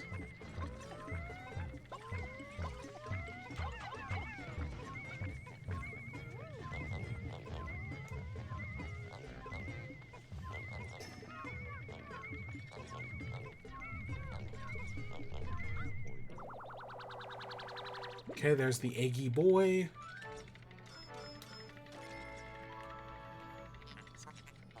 The hideous victual.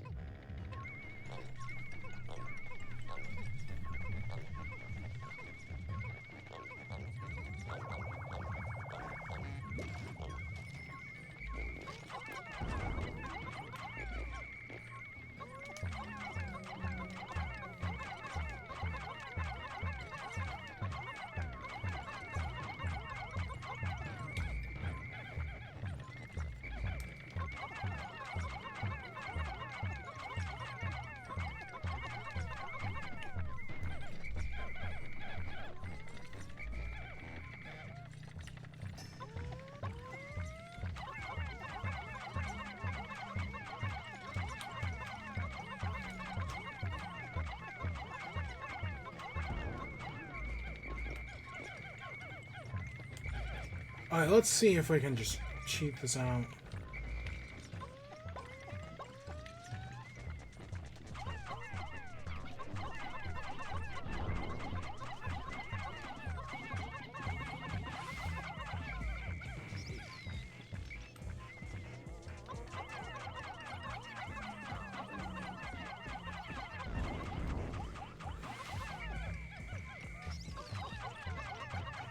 As long as we can flip this guy over, then yeah, they can't hurt us.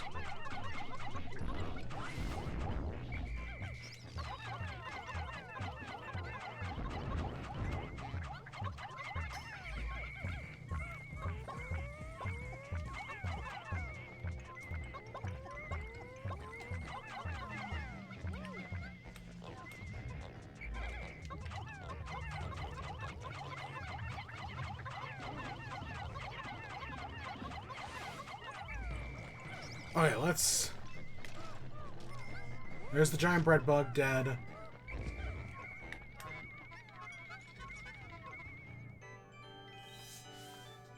And the eraser? How bizarre. It's been greedy beast to swallow something like that.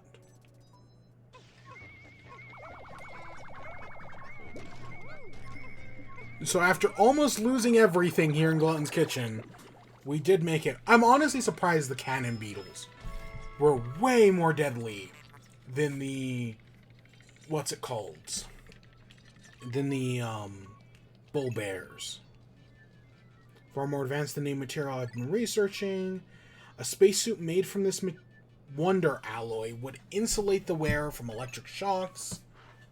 The new material has allowed me to complete my anti-electrifier. And it's my own invention with only the smallest iota.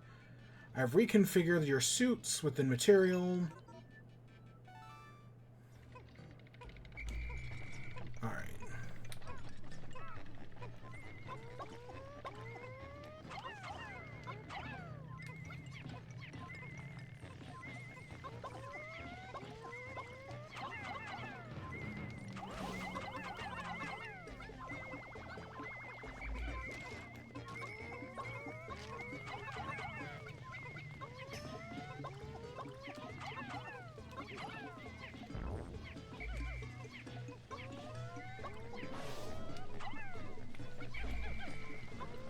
I'm so lucky that purple didn't get fried.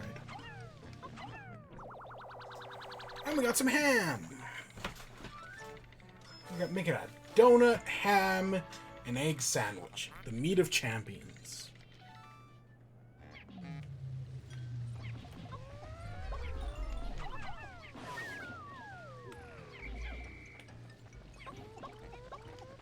Alright, let's get out of here before we lose any more Pikmin. God, it's already gone awful for us.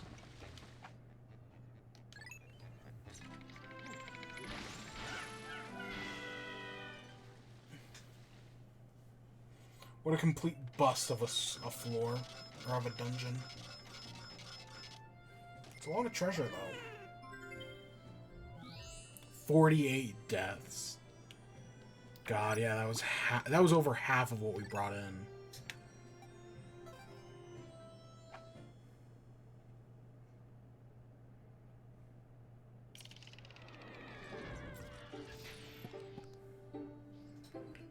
Okay, let's Half the debt. Yeah, 50%. Alright, let's get some more...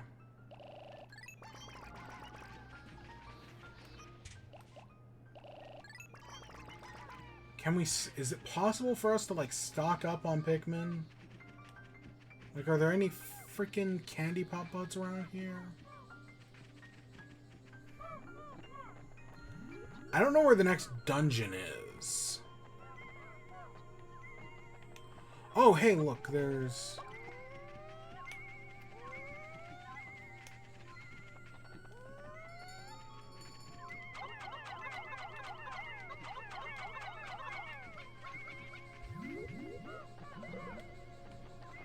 how do we get up there? How do we get a captain? See, if I could throw my captain, like if I could throw Louie, I know how we could easily get up there. But we can't throw Louie.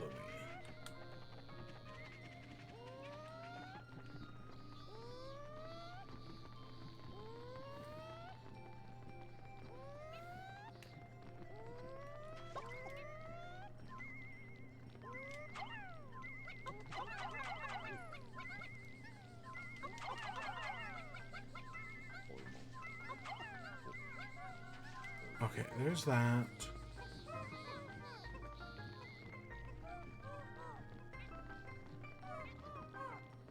That's in water. That's in electricity. We're supposed to go to it from the other side? Oh my god, you dumb fuckers.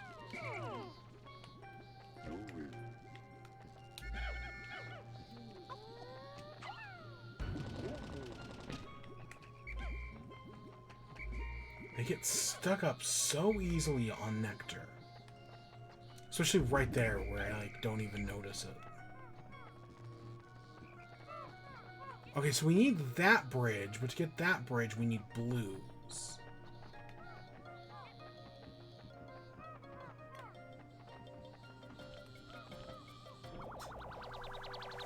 Okay, they got the bottle cap opener back.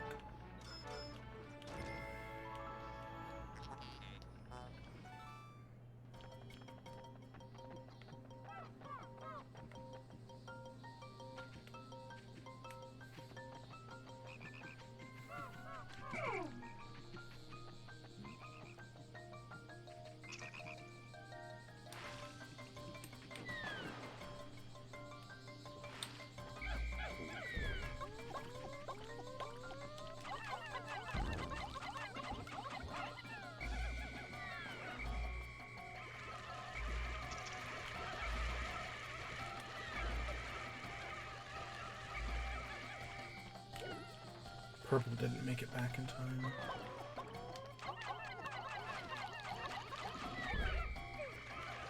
God, I keep losing purples!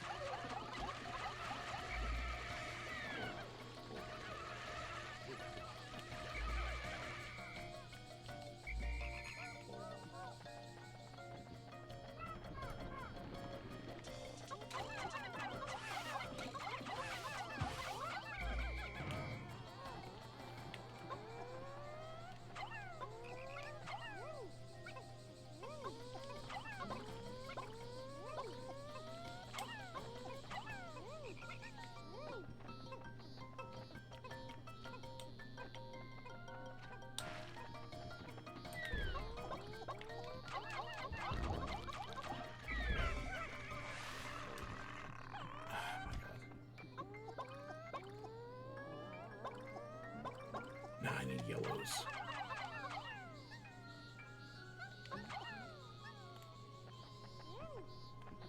See, there might be a way to do that bridge early.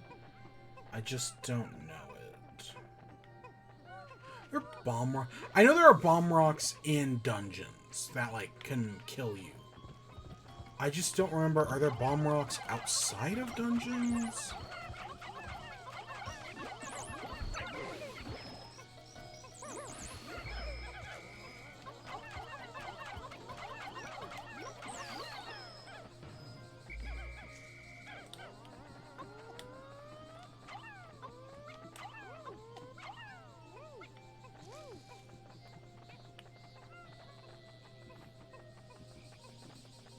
We can't do anything on that.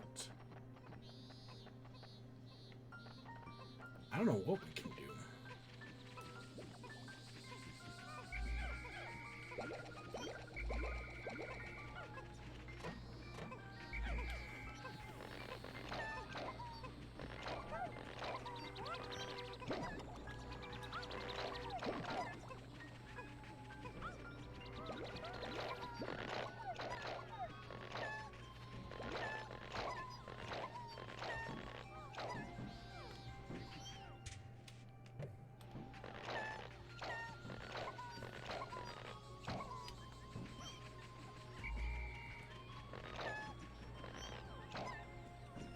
Because we haven't unlocked the next area.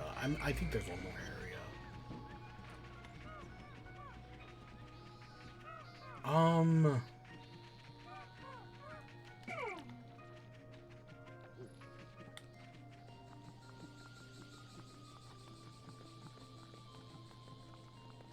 Ah, shit.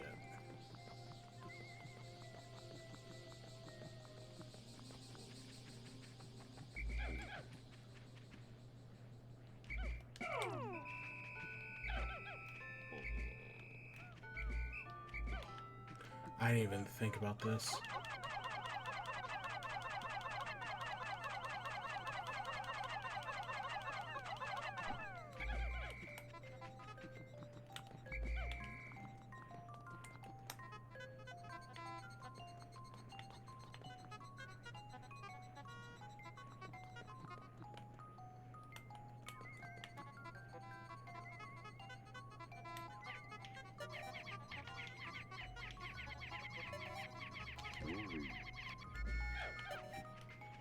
I don't know what's over here. Oh, fuck. Oh, shit. Oh, shit.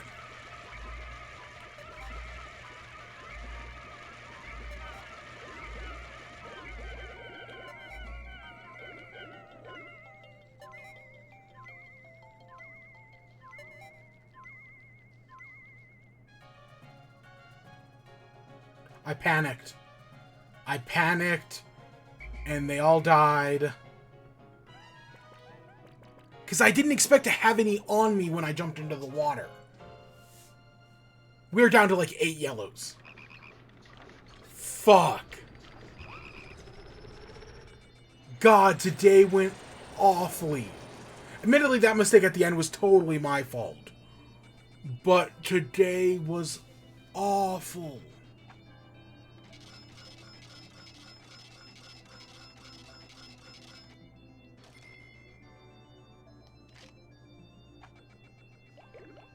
We're down to 9 yellows. Holy shit. We only lost a single white.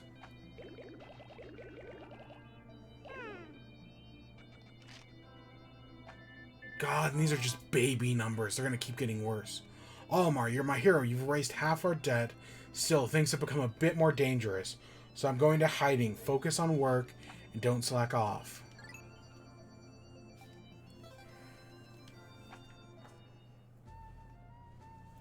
Okay, so there is that area over there. But I also know there's an area in the Valley, or not the Valley of Repose, here, in the Awakening Woods. But I think this is where we're going to end off for today. Yep, I'm going to call it right there. Next time, we will head back into... Next time we're doing Breath of the Wild, obviously, on Sunday. But next actual Pikmin, we'll head back into the Awakening Woods, do the 3rd dungeon there, and then build up some yellows. God, hopefully we'll be able to build up some yellows, because we just lost all of them. Today went... The last day, day 6, went terribly. Like, holy shit. That was awful. Not that I'm hating, like, that's very... What happened in Glutton's Kitchen is very much a Pikmin moment.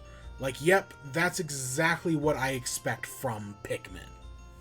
Yep, Glutton's Kitchen, standard Pikmin.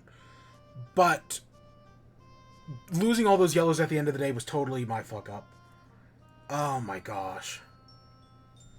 If we had the ability to rewind a minute, would I have rewound a minute? Probably not. But God, that's going to make the next day so much more difficult. Because we need yellows. But hopefully we'll be able to build up a few. So that's where we're going to end off. So I hope you all enjoyed. Stay tuned for more. Till next time. Peace.